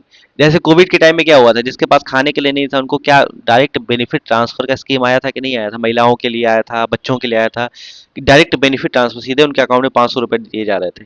उसके बाद अंत्योदय योजना चला था कि अनाज मिलेगा फ्री, राशन मिलेगा आपको फ्री। तो इस तरह की जो वेलफेयर पॉलिसी होती है, सोशल सिक्योरिटी, जिसके पास कुछ नहीं है उसके पास गवर्नमेंट है। ठीक है, जैसे आप कहते हैं ना जिसके पास कोई नहीं है उसके पास भगवान है। तो ठीक है, जिसके पास कोई नहीं है उसके पास भगवान है, लेकिन उससे पहले गवर्नमेंट भी है। ये बात ध्यान रखिएगा। ठीक है, तो इस तरह की जो चीजें हैं। अच्छा, ये जो सोशलिज्म था अपने इंडियन कॉन्स्टिट्यूशन में प्रियम्बल में कब ऐड किया गया था? तो ये ऐड किया गया था, सोशलिस्ट शब्द जो है, सोशलिस्ट जो शब्द है, ये बाद में ऐड किया गया था। ये ऐड किया गया था 42nd कॉन्स्टिट्यूशनल अमेंडमेंट 1976 के तहत। तीन चीजें ऐड करी गई थी, क्या क्या? एक ऐड किया गया था सोशलिस्ट, एक ऐड किया गया था सेक्युलर, और एक ऐड किया गया था integrity of India. Integrity of India अभी समझेंगे। देखो, 42वां संविधान संशोधन के समय पीएम कौन था? पीएम थे श्रीमती इंदिरा गांधी साहब। साहब नहीं, इंदिरा मैम, इंदिरा गांधी। इंदिरा गांधी के समय हुआ क्या था कि इन्होंने देखा, आपने देखा होगा कि बैंक का नेशनलाइजेशन किया। ठीक है, उसके बाद इन्होंने क्या किया? इन्होंने इकोनॉमिक एंड सोशल, देखो, ये सोशलिस्ट शब्द जो था तो हमारे कॉन्स्टिट्यूशन में तो नहीं था, लेकिन एक चीज थी कि सोशलिज्म के लिए हमने सोशल एंड इकोनॉमिक राइट बनाया था। सोशल एंड इकोनॉमिक राइट बनाया था, ध्यान से समझिएगा, इकोनॉमिक राइट बनाया था, जो हमने डीपीएसपी में दिया था। जब हमने डीपीएसपी में दे ही दिया था तो हमको नहीं लगा कि प्रियम्बल में भी सोशलिस्ट शब्द लिखना चाहिए था, जरूरी नहीं था, इसलिए नहीं लिखा था। लेकिन जब इंदिरा गांधी का गवर्नमेंट था, उन्होंने क्या किया? बैंकों का नेशनलाइजेशन करना शुरू किया, सोशलिज्म शब्द को ले आए, और उसके बाद सेक्युलर शब्द को लाए, इंटीग्रिटी ऑफ द इंडिया को लाए। वो उन्होंने क्या किया? उन्होंने हर चीज को जो है वो लीगेसी देने की कोशिश करी कि दुनिया जाने, लीगेसी देने की कोशिश की। बस ये कहानी थी, इसके पीछे का और कोई रीजन नहीं था। कोशिश की, ठीक है, बस ये बात याद रखिएगा। वैसे तो हमारे पास सारे कॉन्सेप्ट पहले से थे, केवल वर्ड लेके आइए। ठीक है, तो अब आइए सोशलिस्ट के बारे में समझते हैं, एक्चुअली होता क्या है सोशलिस्ट। लीजिए सर, सोशलिस्ट क्या होता है इसके बारे में समझते हैं। देखिए, सोशलिज्म जो है उसका बैकग्राउंड कहाँ से आता है? सोशलिज्म, थोड़ा बैकग्राउंड समझ लेंगे तो याद रहेगा। सोशलिज्म का बैकग्राउंड शुरुआत कहाँ से होता है? सोशलिज्म जो है वो शुरुआत होता है कहाँ से? ये होता है कार्ल मार्क्स की फिलॉसफी से। कार्ल मार्क्स, ठीक है, कार्ल मार्क्स पर्शिया में पैदा हुए, जर्मनी में। उसके उसके बाद उन्होंने क्या बोला? उन्होंने बोला जर्मनी में हुए, उस समय जो जर्मनी में कंडीशन ऐसी थी, एडवांस इंडस्ट्रियलाइजेशन हुआ कर। ठीक है, एक मिनट, एडवांस इंडस्ट्रियलाइजेशन हुआ था, और स्टेट जो था एकदम, जर्मनी में उस कंडीशन ऐसी थी, स्टेट जो था वो कहाँ था? स्टेट एकदम बैकफुट पे था, बैकफुट पे था। और सबसे ज्यादा बोलबाला किसका था? इंडस्ट्री का था। यानी यहीं पे इस, जो सपोर्ट करता था, स्टेट सपोर्ट किसको करता था? स्टेट सपोर्ट करता था फ्री मार्केट को, फ्री मार्केट को। अच्छा, फ्री मार्केट का क्या मतलब होता है? फ्री मार्केट का मतलब ये कि जहां सारी चीजें फ्री मिलती हैं। कुछ लोग ऐसे बोलते होंगे, फ्री मार्केट का मतलब ये कि जहां सारी चीजें फ्री मिलती होंगी। नहीं है, ऐसा कुछ भी नहीं है। ठीक है, आप अगर फ्री में कुछ पाते भी हैं तो किसी ने तो पे किया होता है। आप जो भी चीज भी फ्री देखते हैं, समवन हैज टू बी पे। ठीक है, किसी ने पे किया होता है तब आपको फ्री में कुछ मिलता है। यानी आप ये कह सकते हैं कि जो फ्री मार्केट का यहाँ मतलब हो गया कि जो प्राइवेट सेक्टर था, प्राइवेट सेक्टर जो था वो फ्री था, वो दबा के प्रोडक्शन करता था। ठीक है, वेजेस प्राइसेस जो मन करे वो बढ़ता था। ठीक है, ये सब याद रखिएगा। तो फ्री मार्केट का कॉन्सेप्ट चल रहा था। हुआ ये था कि होता क्या है कि यहाँ पे प्राइवेट सेक्टर जो है वो दबा के काम करा रहा है। अब यहाँ पे जो क्या कंडीशन था, यहाँ पे वर्कर्स की कंडीशन बिल्कुल खराब हो गई थी। वर्कर्स की कंडीशन क्यों खराब हो गई थी? क्योंकि उनसे जो इनह्यूमन कंडीशन दिया जाता था उनको, इन इनह्यूमन कंडीशन। मैंने क्या एक कोड बोला था एक बार, life is all about from human being to being human. Human being तो पूरी दुनिया है, आपको ह्यूमन बीइंग ह्यूमन बनना है, नॉट इनह्यूमन। ठीक है, तो वो बात याद रखिएगा। इनह्यूमन कंडीशन का क्या मतलब है? यहाँ वर्कर्स का एक्सप्लॉयटेशन ज्यादा होता था, वर्कर्स का एक्सप्लॉयटेशन जो है वो ज्यादा होता था। ठीक है, मतलब वर्कर्स को ऐसा बना दिया गया था जैसे ये व्हील है, व्हील के सब स्पोक्स होते हैं। स्पोक नाम तो सुना होगा ना? नहीं सुना तो मैं क्या करूं उसके लिए। ये स्पोक है, एक वर्कर एक इसका स्कोप स्पोक है। ये चलता है, दुनिया चलती रहेगी, इसको रुकना नहीं है कभी भी। ठीक है, तो इस तरह से जो है व्हील बना गया, व्हील का एक स्पोक बना दिया गया था। व्हील का जो है एक स्पोक बना दिया गया था कि आपको चलते ही रहना है। वर्कर्स से कितने कितने घंटे काम कराए जाते थे? 15 से 17 घंटे काम कराए जाते थे दिन में। और वेजेस कितना दिया जाता था? वही एकदम एक दिन का। वेजेस इतने दिए जाते थे कि उस दिन का ही काम चल पाता था। ठीक है, वेजेस ऐसे दिए जाते थे कि सेम डे का ही काम चल पाता था। काम ज्यादा करो। क्यों सेम डे का काम चल पाता था? क्योंकि अगर पैसा ज्यादा दे दिया तो वो अगले दिन आएगा नहीं। अगले दिन आएगा नहीं, फिर वो फैमिली के साथ टाइम अपना जो है बिताएगा, तो हमारा काम नहीं होगा। इसलिए इतना ही दो कि वो आज का खर्चा निकाल पाए, कल के लिए फिर वो भाग के आए। इस तरह की कंडीशन थी। ये बात आपको ध्यान रखनी है। ठीक है, चलिए। अब एक बात बताइए कि जैसे मान लीजिए कंपटीशन तो बहुत सारा था, फ्री मार्केट था, बहुत सारे प्राइवेट सेक्टर थे, ये बात तो समझ में आ गई। अब कंपटीशन ज्यादा है, तो हमको क्या करना है? रॉ मटेरियल लेने ही पड़ेंगे सामान के लिए। रॉ मटेरियल तो लेना ही पड़ेगा, क्वालिटी देनी ही पड़ेगी, वर्कर्स को रखना ही पड़ेगा। बात समझ में आ रही है? ट्रांसपोर्ट करना ही पड़ेगा। तो ये सब चार चीजें करनी पड़ेंगी। तो ध्यान से समझिएगा। रॉ मटेरियल खराब लाएंगे तो क्वालिटी कम हो जाएगी, तो रॉ मटेरियल खराब नहीं ला सकते। क्वालिटी को बढ़ाना है तो क्वालिटी बढ़ाने के लिए काम तो करना पड़ेगा। अब कोई सामान कहीं से ले आना है तो ट्रांसपोर्ट तो करना ही पड़ेगा ना, ट्रांसपोर्ट नहीं करेंगे तो कैसे होगा? ये तीनों चीजों में तो आपको पैसे देने ही देने हैं। बचा कौन? वर्कर। इसी पे एक्सप्लॉइट जो कर पाओ कर लो। ठीक है, इनको इनसे काम ज्यादा कराओ, काम जो है वो ज्यादा कराओ, और पैसा जो है कम दो। बस ये कहानी चल रही थी। काम ज्यादा कराओ, पैसा कम दो, क्योंकि इनके पास कोई ऑप्शन नहीं था। इनको क्वालिटी मेंटेन करनी है, कंपटीशन बढ़ाना है, फायदा ज्यादा लेना है, तो बस वही बचा हुआ वर्कर। क्योंकि रॉ मटेरियल की कॉस्ट कम होगी नहीं, क्वालिटी कम कर नहीं सकते, ट्रांसपोर्ट सिस्टम जो है वो तो चलेगा ही चलेगा, तो क्या बचा? वर्कर ही तो बचे। ये तो चार फैक्टर होते हैं। तो इसलिए याद रखिएगा, इन्होंने वर्कर्स पे एक्सप्लॉयटेशन करना शुरू किया। ठीक है, मार्क्स का प्रिडिक्शन था, कार्ल मार्क्स की बात कर रहा हूं, एक बार मार्क्स पे क्वेश्चन आया हुआ है। मार्क्स का प्रिडिक्शन क्या था? मार्क्स का प्रिडिक्शन ये था कि जो हैव्स हैं एंड हैव नॉट्स हैं, हैव नॉट्स, जिसके पास सब कुछ है, अमीर क्लास, जिसके पास कुछ नहीं है, लो क्लास, इनके बीच की जो दूरी है वो डे बाय डे जो है बढ़ती जा रही है। ठीक है, ये डेली बढ़ती जा रही है। क्यों बढ़ती जा रही है? अब एक बात बताइए, एक कोई कंपनी है, कोई ऑनर है, ठीक है, एक बात यहाँ याद रखिएगा, डे बाय डे जो है इनकी वैल्यू कम क्यों होती जा रही है? जीवन का नियम है, जिसकी संख्या ज्यादा होती है उसकी वैल्यू जो होती है धीरे धीरे कम होने लगती है। ये बात तो आपको ही पता है। जिसकी संख्या ज्यादा होती है उसकी वैल्यू जो होती है क्या हो जाती है? कम होने लगती है। खैर, तो हुआ ये कि मान लीजिए 50 रुपए का हमने रॉ मटेरियल लाया किसी सामान को बनाने के लिए। ठीक है, 30 रुपए लेबर चार्ज दिया। ठीक है, 10 रुपए ट्रांसपोर्ट पे दिया। तो कितना हो गया? 50 + 80 और 10 = 90। 90 रुपए खर्च हो गए। हमने इसको बेचा किस में? 200 रुपए में बेचा। इसको प्रॉफिट कितना हुआ? इस व्यक्ति को 110 रुपए का प्रॉफिट हुआ। यही तो प्रॉब्लम है। मतलब जो पैसा लगाता है उसको इतना ज्यादा प्रॉफिट मिलता है, जो मेहनत करता है उसको कम मिलता है। अच्छा, ये नियम किसने बना दिया कि जो पैसा ज्यादा लगाएगा उसको ज्यादा प्रॉफिट मिलना चाहिए, जो पैसा कम लगाएगा उसको कम प्रॉफिट मिलना चाहिए? ये नियम तो हमने ही बनाया ना। बताओ, ये नियम हमने ही तो बनाया है, कोई दूसरा भगवान थोड़ा ना बना के भेज दिया कि जो पैसा ज्यादा लगाएगा वो ज्यादा प्रॉफिट कमाएगा, जो पैसा कम लगाएगा उसको कम मिलना चाहिए। भाई जो काम करेगा उसको, जो मेहनत करता है उसको कम मिलना चाहिए, ये तो हमने ही करा। तो ये 110 रुपए ये भाई साहब कमा रहे हैं, 30 रुपए लेबर को दिया जा रहा है, तो एक्सप्लॉयटेशन यही तो होगा। ठीक है, ये रहा पूरा जर्मनी की कहानी। लेकिन गांधी जी कहते हैं, गांधी जी का तुरंत एंट्री हो गया। अब गांधी जी का सोशलिज्म अलग है, अब यहीं से शुरुआत होती है गांधीयन सोशलिज्म के। गांधी जी कहते हैं every product is outcome of social product.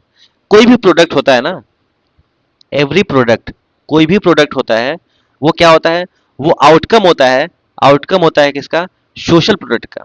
जो भी सामान बनता है उसके ऊपर समाज की सहभागिता होती है। अगर एक पेन भी बना है तो 10 लोगों ने काम करा होगा, एक कंपनी बनी होगी, कुछ काम हुआ होगा, दिन रात लगे होंगे, तब लोगों से बना होगा, फिर हमारे तक पहुंचा होगा।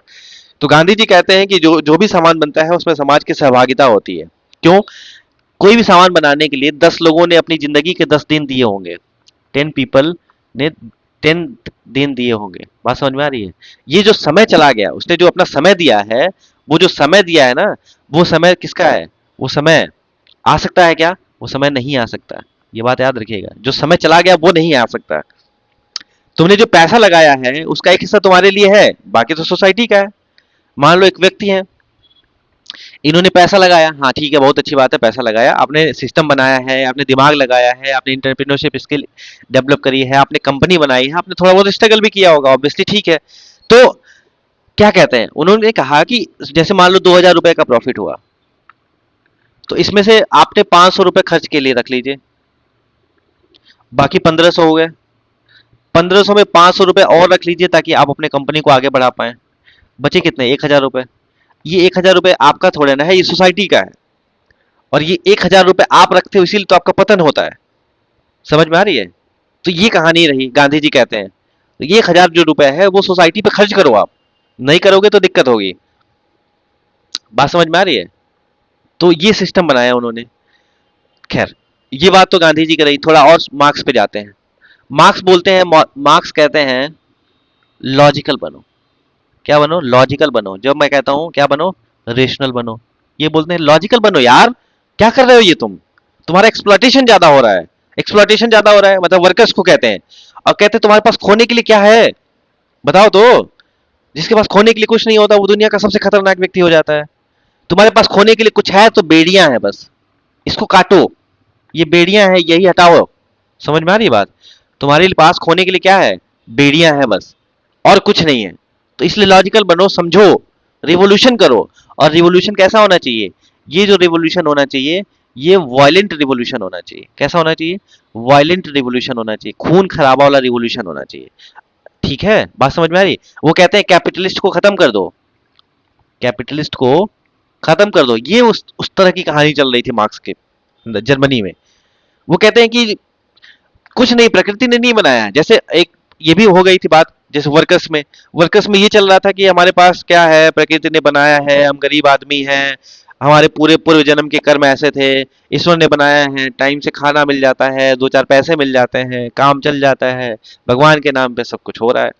ठीक है, पूर्व जन्म के कर्म थे, भुगत रहा हूँ। तो मार्क्स कहते हैं ये सब नहीं, भगवान के नाम पे तुमको बेवकूफ बनाया जा रहा भाई, इस बात को समझो। मार्क्स कहते हैं religion is the opium of masses. भगवान के नाम पे, धर्म के नाम पे तुमको मूर्ख बनाया जाता है, तुमको नशे में डाला जाता है, और तुम ये बात समझते नहीं हो। उन्होंने बोला कुछ नहीं, प्रकृति ने नहीं बनाया गरीब। ठीक है, तुमको बहकाया गया है। ठीक है, तुम्हारे पास पैसे होने चाहिए, ये नहीं होता है कि नहीं पैसे नहीं होंगे, कि बस काम चल जाए। कुछ लोगों ने इस दुनिया में ही, कुछ लोगों ने दिमाग लगा दिया और वो खुश हैं, वो फ्लरिश कर रहे हैं, आपको मूर्ख बना के पीछे बैठा है। कुछ लोगों ने ये चीज बनाया है कॉन्सेप्ट। भगवान ने क्यों बनाया ये? कहां लिखा है भगवान ने किसने बनाया ये चीज? वो कहते हैं religion is the opium of masses. समझो यार, आगे बढ़ो, छोड़ो इसको, रिवोल्यूशन करो। मार्क्स यहां तक कहते हैं, उसके बाद रिवोल्यूशन जो तेज होता है। ठीक है, वो रही मार्क्स की बात। अब आते हैं गांधी जी पे। गांधी जी क्या कहते हैं? गांधी जी कहते हैं, अच्छा ये तो ये कौन सा सोशलिज्म था? ये सोशलिज्म था violent socialism, violent, violent socialism. Gandhi ji का क्या कहना है? गांधी जी सर का कहना है कि हम कैसा, गांधी जी कैसे सोशलिज्म को फॉलो करते हैं? गांधी जी कहते हैं सर सोशलिज्म जो होना चाहिए वो नॉन वायलेंस होना चाहिए। नॉन वायलेंट, ठीक है सर, नॉन वायलेंट सोशलिज्म होना चाहिए। इन्होंने क्या बोला? इन्होंने बोला ट्रस्टीशिप मॉडल ले आओ। ट्रस्टीशिप मॉडल, समझ लो, ट्रस्टीशिप मॉडल 2014 में सर सीडीएस में पूछा था ये। सोशलिज्म क्यों? गांधी जी के उस समय बिरला बहुत भक्त होते थे। बिरला आज दिल्ली में बिरला मंदिर भी अभी भी है। ठीक है, जाइए तो देखा भाई करिए। तो ये बात हमारे फाउंडिंग फादर को पता थी, मार्क्स का सोशलिज्म कैसा है। वो बहुत अच्छे से वेल रेड पढ़े लिखे थे और जानते थे। और इन्होंने बोला मार्क्स का सोशलिज्म नहीं, हम अपना सोशलिज्म लाए। गांधी जी बोले ट्रस्टीशिप मॉडल लेके आते हैं। अब ट्रस्टीशिप मॉडल का क्या मतलब है? वही कहानी, 2,000 रुपए अगर हम कमाते हैं तो 500 रुपए हम अपने खर्च के लिए रख लेंगे, 500 रुपए कंपनी को आगे बढ़ाने के लिए रख लेंगे। जो 1,000 रुपए ये हमारा नहीं है, इसको सोशल कामों में खर्च करेंगे। ये हम इसके ट्रस्टी हैं, मालिक नहीं है। ऑनर और ट्रस्टी में अंतर होता है, ये बात ध्यान रखिएगा। ऑनर और ट्रस्टी में क्या होता है? अंतर होता है। समझ आ रही है बात? तो ये चीज है। तो हम ट्रस्टीशिप मॉडल पे काम करेंगे। इससे बहुत सारी चीजें हुई। अभी एक बात और समझ लीजिए, एक बात और मैं आपको थोड़ा बता, इंटरेस्टिंग कहानी एक याद आ गई तो वो भी बोल रहा था, बता रहा हूँ। जैसे एक बार समय की जर्मनी की बात है। जर्मनी में कुछ लोगों ने सोचा ये कैपिटलिस्ट हैं और ये वर्कर हैं, तो हम जाके कैपिटलिस्ट से हाथ जोड़ेंगे, याचना करेंगे, विनती करेंगे, भाई वर्कर पे भी ध्यान दिया करो प्रभु, मालिक मेरे प्रभु, प्लीज वर्कर पे भी ध्यान दीजिए, इतना एक्सप्लॉइट मत करिए। हृदय परिवर्तन लाएंगे, उनसे प्रार्थना करेंगे, उनके पैर पे गिर जाएंगे, इस तरह की जो चीजें हैं वो चल रही थी। अच्छा, ये रॉबर्ट ओवन का कहना था कि चलो ऐसा भी कुछ करा जाए। कार्ल मार्क्स कहते हैं भाई रॉबर्ट ओवन का दिमाग खराब हो गया है। क्यों? क्योंकि हर व्यक्ति कोई फैसला लेता है तो उसके पीछे उसका फायदा क्या है और उसका सेटिस्फेक्शन क्या है, वो सोच समझ के लेता है। अगर कैपिटलिस्ट ने ये फैसला लिया है कि वर्कर का एक्सप्लॉइटेशन करना है, तो वो कभी भी करेंगे। हृदय परिवर्तन कैसे आएगा? क्योंकि उनको फायदा हो रहा है वहां से। ठीक है, कैपिटलिस्ट को कैपिटलिस्ट को क्या हो रहा है? प्रॉफिट हो रहा है। किससे? वर्कर के एक्सप्लॉइट करने से। तो क्यों चेंज लाएंगे? कार्ल मार्क्स कहते हैं और रॉबर्ट ओवन का दिमाग खराब हो गया है, हटो यहां से। समझ में आ रही बात? तो ये सब चीजें नहीं चलेंगी, फर्जी चीजें हैं ये। चलो, तो ये बात याद आ गई तो मैंने बता दिया आपको। तो ऐसा चला कि trustee trusteeship model trusteeship model क्या है? कहते हैं कि जो आप पैसा कमाते हैं ना, अपना खर्च कर लिया, उसके बाद कंपनी को भी आगे बढ़ा लिया, जो बचा यही तुम्हारे पतन का कारण है भाई। तुम्हारे जीवन का पतन इसीलिए होता है कि वो जो 1,000 रुपए थे, ये जो आपके 1,000 रुपए हैं, इसके आप मालिक नहीं हो, ट्रस्टी हो। और तुमने समझ लिया कि मैं मालिक हूं। ठीक है, इसका उचित उपयोग करो, सोशल वर्क में उपयोग करो, जिसको जरूरत है उसको सपोर्ट करो। बात समझ में आ रही है? वो मालिक नहीं हो आप। तो मॉडर्न टाइम में उसी के बाद ट्रस्टीशिप में मॉडर्न टाइम में क्या हुआ? मॉडर्न टाइम में क्या करा? मॉडर्न टाइम में हमने कौन सा लाया? CSR लाया, कॉर्पोरेट सोशल रिस्पॉन्सिबिलिटी। हमने क्या लाया? प्रोग्रेसिव टैक्स का नाम सुना होगा, प्रोग्रेसिव टैक्स। क्या होता है प्रोग्रेसिव टैक्स? जिसका इनकम ज्यादा होगा उस पर टैक्स हम क्या करेंगे? ज्यादा लगाएंगे। जिनका इनकम कम हो टैक्स कम लगाएंगे। CSR क्या होता है? अगर आपकी कंपनी 3 इयर्स तक 5 करोड़ से ज्यादा का इनकम कर रही है, तो उसके बाद से आपको 2% जो है वो आपको सोशल वर्क में खर्च करना ही है, मैंडेटरी है। कॉर्पोरेट सोशल रिस्पॉन्सिबिलिटी आगे समझेंगे। इसके बाद मॉडर्न में और क्या क्या कॉन्सेप्ट है? जैसे PDS है, पब्लिक डिस्ट्रीब्यूशन सिस्टम। हम जो अनाज देते हैं, राशन देते हैं, वो दूसरे के पैसे से तो आता है। इसके अलावा हम क्या देते हैं? सब्सिडीज देते हैं, वृद्धा पेंशन देते हैं। ठीक है, मनरेगा है, डिसेबल्ड के लिए पेंशन है। तो ये सब ट्रस्टीशिप मॉडल का ही काम है। तो ये रहा आपका सोशलिज्म। अब आते हैं, अपने पास आता है सेक्युलरिज्म। ठीक है, बस ज्यादा नहीं टाइम लूंगा, थोड़ा सा, बस 5-10 मिनट और। सेक्युलरिज्म, क्योंकि सोशलिज्म पे सवाल आया था इसलिए मैंने आपको बताया। सेक्युलरिज्म का मतलब क्या होता है? ये वर्ड आया है सेक्ट से। सेक्ट का मतलब होता है अलग। ठीक है, अलग कर दो।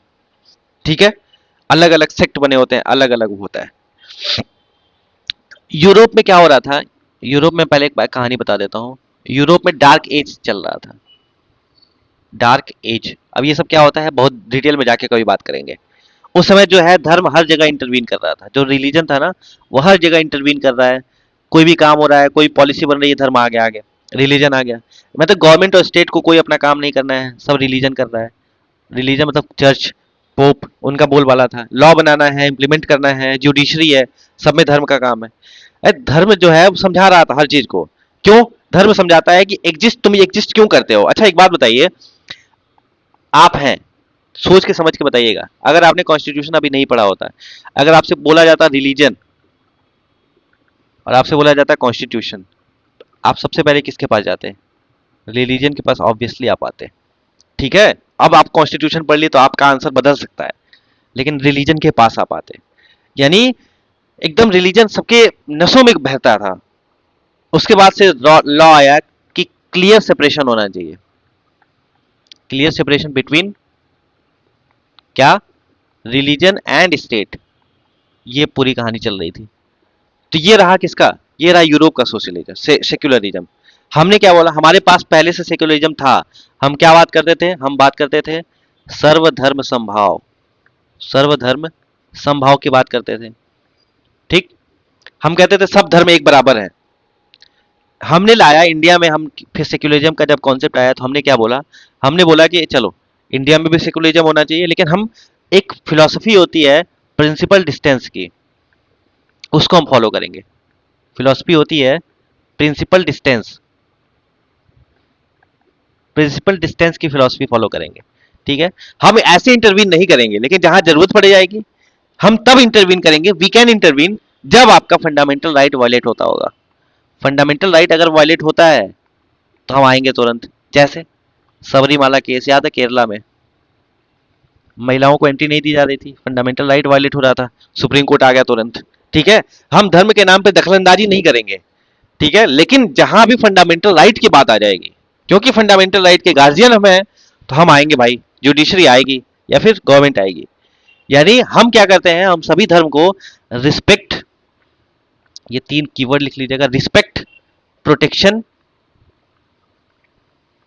एंड सपोर्ट, ये तीनों चीज देंगे। जैसे कुंभ मेला लगता है तो हम प्रोटेक्शन भी देते हैं, अपना जो पुलिस फोर्स है वो भेजते हैं, ताकि वहां किसी भी तरह का स्क्रमिश ना हो, करफफल ना हो, दंगा ना हो, स्टैम्पिड ना हो, ठीक है, भगदड़ ना मचे, तो हमने प्रोटेक्शन के लिए भी दिया, रिस्पेक्ट भी हम करते हैं सबकी। हम हज यात्रा के लिए भी पैसा देते हैं, सपोर्ट भी करते हैं, हज यात्रा के लिए पैसा देते हैं तो अमरनाथ यात्रा के लिए भी पैसा देते हैं, सब्सिडी देते हैं ना। तो ये रहा पूरी कहानी आपकी, इस बात को ध्यान रखिएगा। तो ये कैसा है, ये है अपना इंडियन सेक्युलरिज्म। इसके बाद आता है डेमोक्रेसी। बस लास्ट 2-3 चीजें हैं जो बता के मैं आपको खत्म करूंगा। डेमोक्रेसी क्या होता है? डेमोक्रेसी में कुछ चीजें जो मैं आपको बताना चाह रहा हूं, यहां एक चीज समझिएगा। डेमोक्रेसी, डेमोक्रेसी जो शब्द है, डेमोक्रेटिक, डेमोक्रेटिक्स, डेमोस मतलब क्या होता है, पीपल, और क्रेशिया मतलब क्या होता है, रूल। देखो, एक पॉलिटिकल थिंकर थे जिसका नाम है जेएस मिल, ठीक है। जेएस मिल का कहना था, जेएस मिल जो है, इनको रिलेक्टेंट डेमोक्रेट कहा जाता है,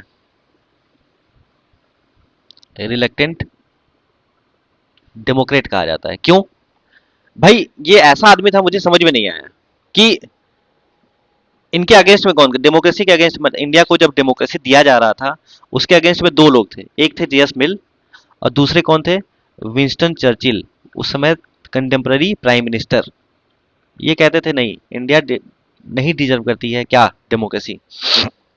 इनको रिलेक्टेंट, जेएसमिल को रिलेक्टेंट डेमोक्रेट कहा जाता है। थोड़ा गले में दिक्कत हो रहा है। जेएसमिल का कहना था कि India is a barbaric nation. भाई इतना गंदा आदमी कैसे हो सकता है बार्बरिक नेशन, बोला बार्बरिक नेशन है, ठीक है। ये सिविल, जो डेमोक्रेसी है वो फॉर सिविलाइज्ड नेशन के लिए है, और इंडिया सिविलाइज थोड़े ना है।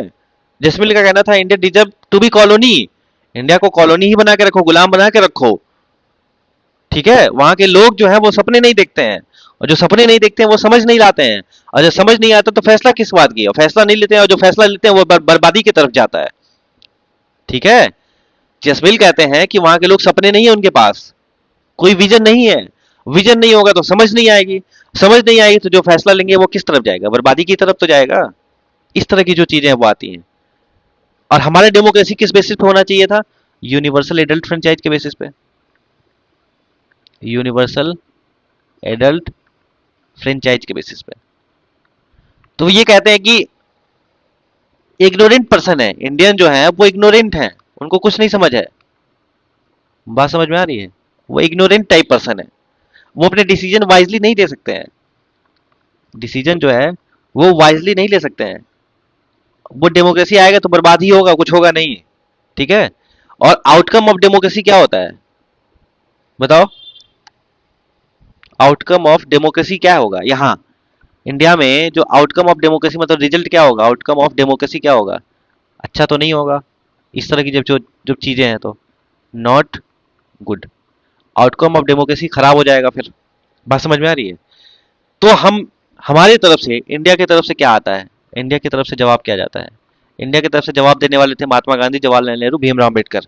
वो कहते हैं कि India democracy, democracy should not wait for people. ये नहीं कि जब हर चीज इंडिया जो क्या नाम है, जब सिविलाइज नेशन हो जाएगा, जब सब लोग पढ़े लिखे हो जाएंगे फिर डेमोक्रेसी आएगी। कहते हैं India should not wait for people to get enlightened, ये महात्मा गांधी का लाइन है। India should not wait for people to get enlightened, it's duty of democracy to go to the door, घर घर जाओ, एम्पावर करो, उसके बाद जो है वेट मत करो उनके लिए, उनको एम्पावर करो, उस लायक बनाओ आप। अब आप वेट करोगे कि इंडिया जो सिविलाइज हो जाएगा या सब लोग पढ़े लिखे हो जाएंगे फिर डेमोक्रेसी लाएंगे, तो हो चुका, ठीक है। तो इंडिया का कहना था कि शुड नॉट बी, इंडिया जो है, उसके बाद कहते हैं कि इंडिया जो है democracy is going to be successful, इन्होंने बोला कि सक्सेसफुल होगा, उसके लिए we are going to face some hurdle obviously, definitely, but हम उसको एम्पावर करेंगे, उसके लिए लड़ेंगे। इस तरह जो है इस तरह के आपके फ्रीडम फाइटर थे। आपको जब समझ नहीं आएगा तो आप कैसे इज्जत करोगे किसी की? आपको पढ़ाई नहीं गया ये सब बात। प्रियम्बल प्रियम्बल के नाम पे बस 3 चीज, डेमोक्रेसी डेमोक्रेसी के नाम पे पीपल का शासन, अब्राहम लिंकन की परिभाषा, ये बात कौन जानेगा? चलो लिखो इसको। इंडिया की तरफ से क्या आया डेमोक्रेसी के लिए? Democracy should not wait for people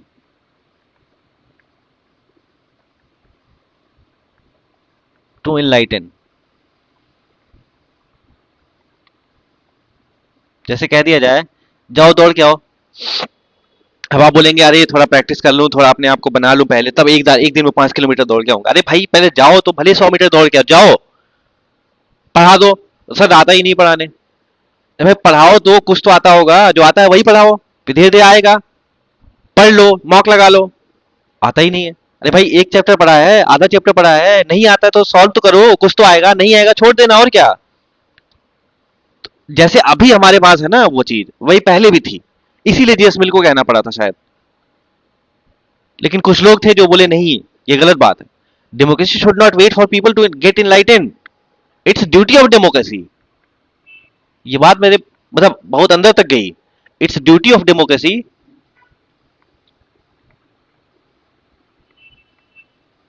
क्या है? ये डेमोक्रेसी की ड्यूटी है to go to the doors, दरवाजे दरवाजे जाके सबको एम्पावर करो। Duty of democracy, go to the door, जाके सबको क्या करो, एम्पावर करो, समझाओ, सिखाओ, इनलाइटन करो, सबको इनलाइटन करो, मतलब विजडम बढ़ाओ। बात समझ में आ रही है? वी शुड नॉट वेट, हम वेट नहीं कर सकते इस चीज का कि इनलाइटन हो जाएंगे फिर आएगा डेमोक्रेसी। इस तरह का जब रिप्लाई गया उसके बाद सबको समझ में आया, वाह, वी शुड नॉट वेट। ये बात आपको पता होना चाहिए। समझ आई बात? इन्होंने हमने बोला कि India democracy is going to be successful, होगी। We are going to face some hurdle, definitely हम हर्डल फेस करेंगे, लेकिन हम उसको एम्पावर करेंगे, और जो हर्डल्स आएंगे वो हमें एम्पावर करेगी। ठीक है? दुनिया में कोई व्यक्ति है अगर संघर्ष ना झेला हो तो फिर वो झेल नहीं सकता, लेकिन जो संघर्ष झेला होता है वो क्या होता है? जो संघर्ष झेला होता है वो एम्पावर्ड होता है। बात समझ में आ रही है? इस तरह जो है धीरे धीरे डेमोक्रेसी हमने लाया। और हमारी डेमोक्रेसी, एग्जाम में आ जाए सवाल कि Indian democracy basis on which basis, universal adult franchise. ठीक है? यानी 18 साल, आर्टिकल 325 में लिखा है कि आप, पहले समय था 21 साल हो गए तो वोट देंगे, फ्री एंड फेयर इलेक्शन, अभी उसकी बात कर लेंगे। तो उसके बाद में 61st कॉन्स्टिट्यूशनल अमेंडमेंट 1989 से क्या कर दिया गया था, 18 साल कर दिया गया था। चलो जस्टिस की बात कर लेते हैं। जस्टिस के आधे कॉन्सेप्ट तो मैंने सोशल जस्टिस में आपको करा दिए। सोशल जस्टिस में आपको बी आर अम्बेडकर की कहानी बता दी है, यही जॉन रास की कहानी बता दी है। अब जस्टिस का मतलब होता है, ये डिपेंड करता है किस पे? ये डिपेंड करता है इंटरेस्ट पे। इंटरेस्ट मतलब ब्याज नहीं, इंटरेस्ट मतलब, ठीक है, जैसे कोई ए व्यक्ति है, कोई बी व्यक्ति है, शॉर्ट में बता रहा हूं। ए के लिए जस्टिस अलग होगा, लेकिन बी के लिए वो चीज जस्टिस नहीं होगा। जैसे एग्जांपल रिजर्वेशन, ध्यान से सुनिएगा, बहुत बड़ी बात बता रहा हूं। किसी व्यक्ति के लिए अब रिजर्वेशन जरूरी था, इनके लिए जरूरी नहीं था। इसको क्या बोला जाता है? Reverse discrimination. Reverse discrimination, discrimination की स्पेलिंग तो ये होती है ना, हाँ ठीक है। रिवर्स डिस्क्रिमिनेशन क्यों? जिसको जरूरी नहीं है उसके लिए तो डिस्क्रिमिनेशन है ना, जिसको जरूरी है उसके लिए क्या है? रिजर्वेशन। तो जो जस्टिस कॉन्सेप्ट है इसको स्टैब्लिश करना बहुत टफ टास्क है। बात समझ में आ रही है? जैसे देश ले लीजिए कोई, जैसे नॉर्थ कोरिया की बात करता हूं। अब आप बोलेंगे नॉर्थ कोरिया में तो जस्टिस ही नहीं है, एकदम तानाशाही है, किम जोंग उन की, वो जो चाहते हैं वो करते हैं। मैं कहता हूं यार, अगर वहां जस्टिस नहीं होता है, वहां के लोग रेबेल क्यों नहीं करते? आप बोलेंगे दबा दिया जाएगा। अरे यार, जब इधर नहीं दबाया गया, इधर नहीं दबाया गया आपके इस तरफ, जर्मनी में, जो अभी मैंने कहानी कहानी बताई कार्ल मार्क्स वाली, तो नॉर्थ कोरिया में तो किसी की दम ही नहीं है। नॉर्थ कोरिया में है। नॉर्थ कोरिया में आपको पढ़ना फ्री है, आपका हॉस्पिटल का खर्चा फ्री है, आपके घर में कोई बीमार है तो वो फ्री है, आप बीमार हैं तो फ्री है, आपको जो चाहिए वो ले लीजिए, जो चाहिए वो ले लीजिए। ठीक है? तो इस तरह जो फैसिलिटी दी है, इन सब फैसिलिटी के चक्कर में किसी के पास कोई बहुत पावर आ जाए तो कोई बड़ी बात नहीं है। इसलिए नॉर्थ कोरिया में कोई रिबेल नहीं होता है, इस बात को ध्यान रखिएगा। ग्रीवियंस तो हर सिस्टम में होती है, हर सबके अंदर बुराइयां हैं, कुछ अच्छाइयां हैं। हमारे अंदर भी हैं, आपके अंदर भी हैं। जरूरी थोड़ी ना सब लोग सर्वगुण संपन्न होते हो। तो नॉर्थ कोरिया में वही कहानी है। तो इस तरह की कंडीशन, वो कुछ लोग बोलते हैं कि नॉर्थ कोरिया में तो जस्टिस है ही नहीं, चाइना में जस्टिस है ही नहीं। जस्टिस नहीं रहता तो रिबेल क्यों नहीं हो रहा है, रिवोल्यूशन क्यों नहीं आता है? रिवोल्यूशन नहीं आ रहा है इसका क्या मतलब? दिया तो जा रहा है कुछ ना कुछ। लोग भले ही खुश ना हो, लेकिन चलने वाला काम तो है। जिस दिन चलने वाला काम नहीं होगा उस दिन क्या आ जाएगा? रिवोल्यूशन हो जाएगा। सोशल जस्टिस का कॉन्सेप्ट मैंने बताई दिया आपको, ठीक है। यानी जस्टिस का मतलब कॉमन इंटरेस्ट होना चाहिए,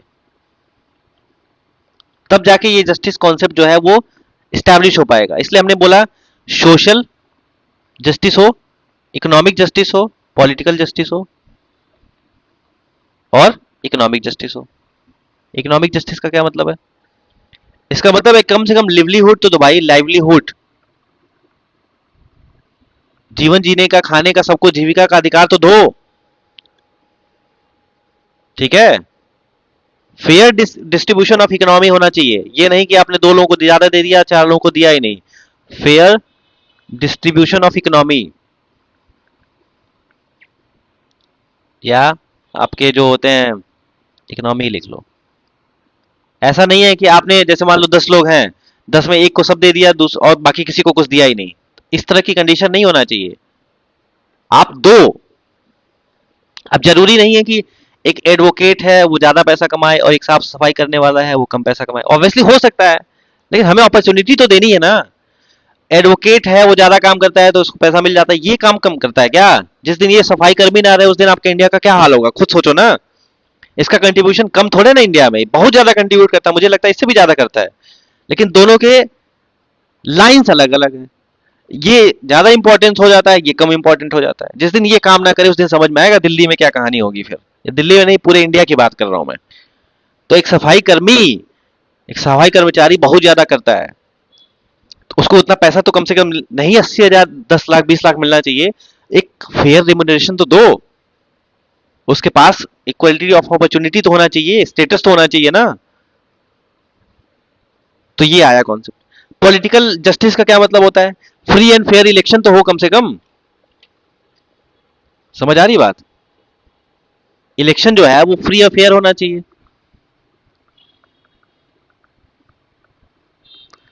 मैं चाहता हूं लड़ना, तो मैं इलेक्शन लड़ सकता हूं, मैं प्राइम मिनिस्टर भी बन सकता हूं, ये पॉलिटिकल जस्टिस हो गया।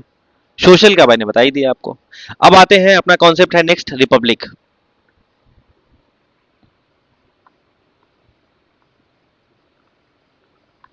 रिपब्लिक का क्या मतलब होता है?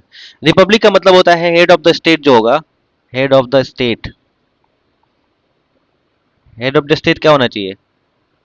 मोनार्क नहीं होना चाहिए, या हेरिडेटरी नहीं होना चाहिए। ये लिखा भी है शायद, ठीक है।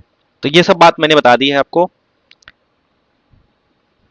सोशल, इकोनॉमिक, पॉलिटिकल जस्टिस बता दिया, इक्वलिटी बता दिया, फ्रेटर्निटी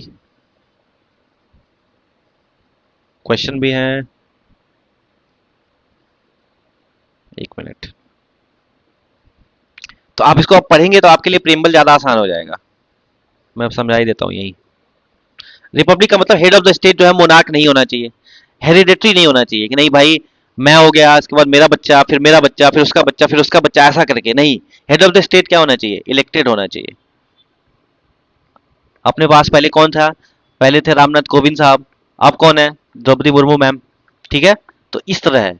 इसके पहले रामनाथ कोविंद से पहले कौन थे?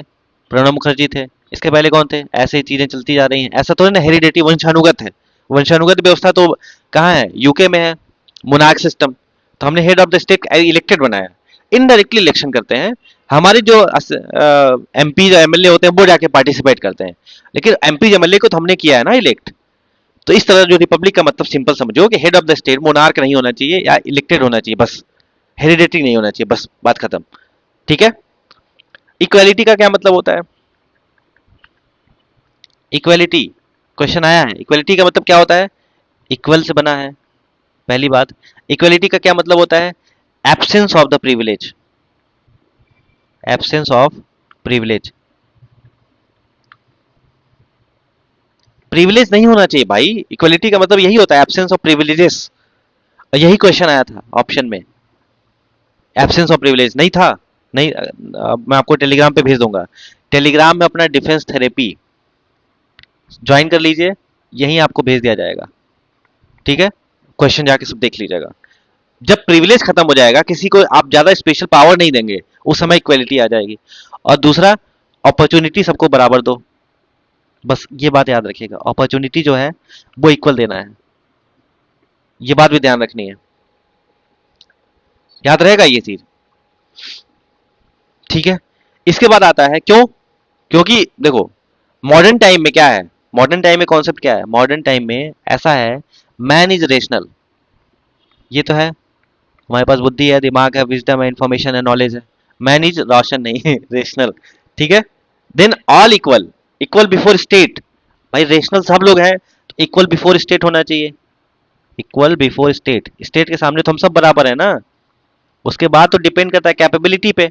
चलिए एक लाइन पूछता हूं कि रेशियल इक्वालिटी, रेशियल इक्वालिटी जो होती है, रेशियल इक्वालिटी कहा जाता है, racial equality is a myth. ध्यान से सुनिएगा, जैसे खेत जब खेती करते हैं तो वीट में आप क्या करते हैं, वीट में ऐसा तो है नहीं कोई भी गेहूं डाल देंगे, आप हाइब्रिड जाते हैं गेहूं लेके आते हैं जिसकी पैदावार अच्छी होती है, समझ आ रही बात। ऐसे ही मान लीजिए कि आम है, मैंगो आपने लगाना है, मैंगो में वही लाएंगे जिसमें ज्यादा होता है, जो ज्यादा बड़ा होता है, जैसे दशहरा है तो फिर वो है, फिर वो है, लंगड़ा है, फिर पता नहीं क्या क्या चीजें आती हैं। तो आपने बेस्ट ब्रीड सर्च करनी थी, बेस्ट ब्रीड सर्च करनी थी, ठीक है। तो आपने करा, जैसे गेहूं में किया, मैंगो में किया। अच्छा, आपने एक फार्म हाउस बनाया है, फार्म हाउस बनाया है, और फार्म हाउस में एक विला बना दिया, क्योंकि वो शहर से थोड़ा दूर है, तो आपको वहां सिक्योरिटी के लिए कुत्ता रखना है, डॉग। तो क्या पमेरियन रखेंगे, या फिर आप वो रखेंगे, क्या कहते हैं, ग्रेट डेन। पमेरियन वही छोटा सा क्यूट पपी जो आपके पहले मूवीज में, बॉलीवुड मूवीज में आता था, अब नहीं आता है, वो एकदम बहुत सुंदर सा लगता है, वाइट वाइट था पपी पमेरियन नाम उसका। ग्रेट डीन जो होता है खतरनाक सा एकदम होता है। तो आपको क्या रखना पसंद होगा, ऑब्वियसली आप बोलेंगे ग्रेट डीन रखेंगे। आप हर जगह हाइब्रिड देख रहे हैं, यहाँ भी हाइब्रिड देख रहे हैं, तो आपसे अगर पूछा जाए कि जो इंसान है उसमें भी हाइब्रिड और लो ब्रीड होता है, तो आप सब बोलेंगे हाँ। इतना कुछ समझने के बाद आप बोलेंगे यस, हाइब्रिड और लो ब्रीड होता है। देखो अभी 2 मिनट के, 1 मिनट, 2 मिनट की एक्टिविटी से आपको ये समझ में आ गया कि इंसान में भी हाइब्रिड और लो ब्रीड होता है। सोचो हिटलर के पास तो सब कुछ था, हिटलर बोला कि जर्मनी, जर्मन तुम अच्छे हो, ज्यूस बेकार हैं।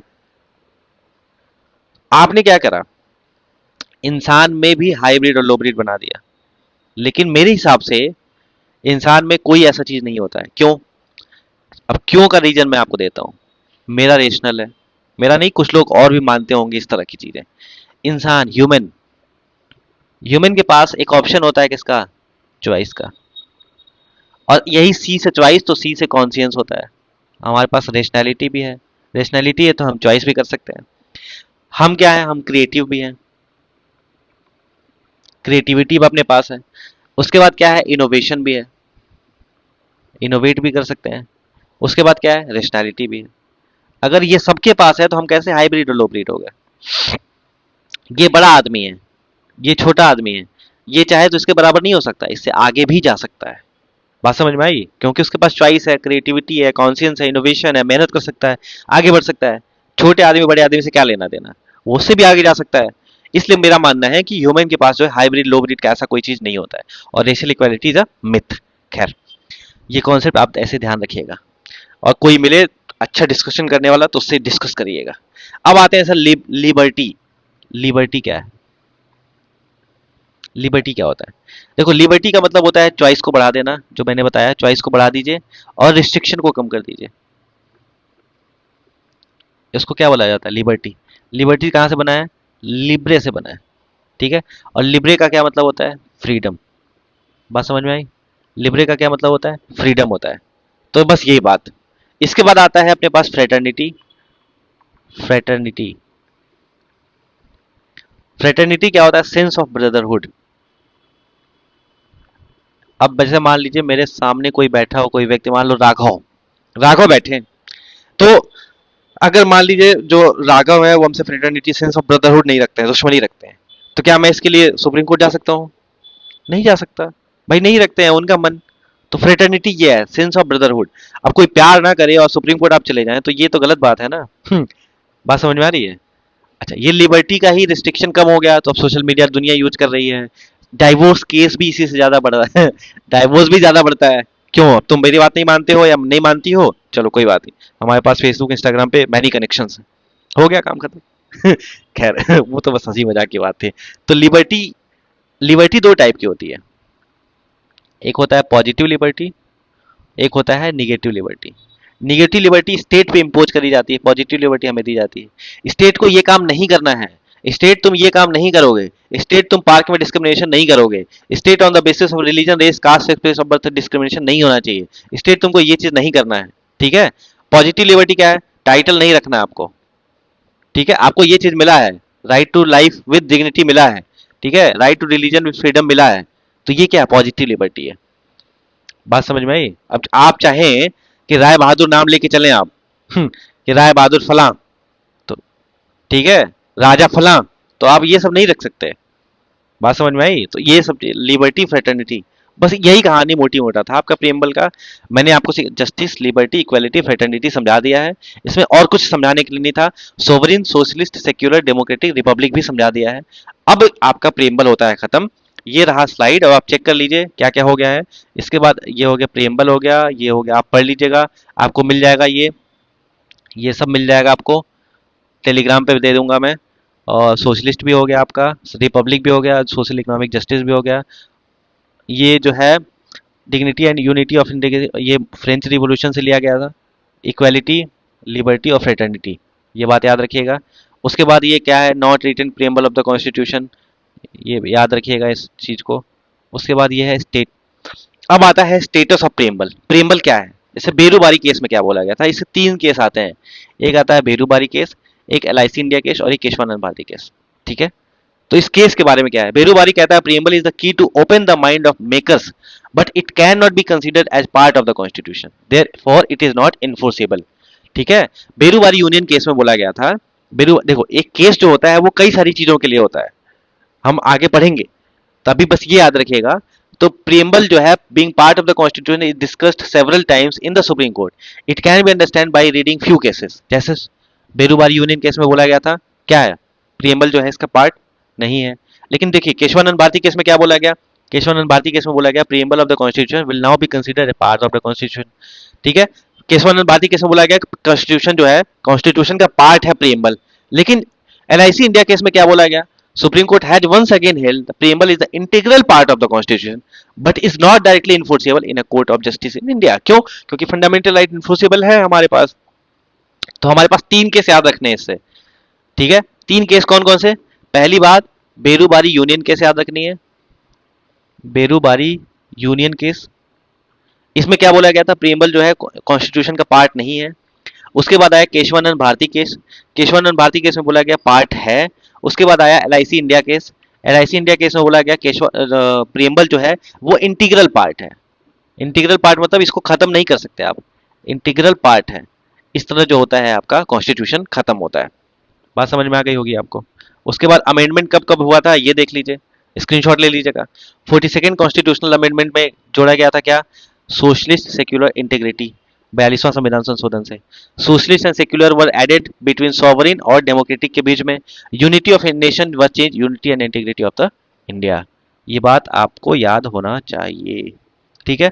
फन फैक्ट में देख लीजिए क्या है कि article 394 of the constitution state that article 5, 6, 7 ये came into force since the adoption of the constitution.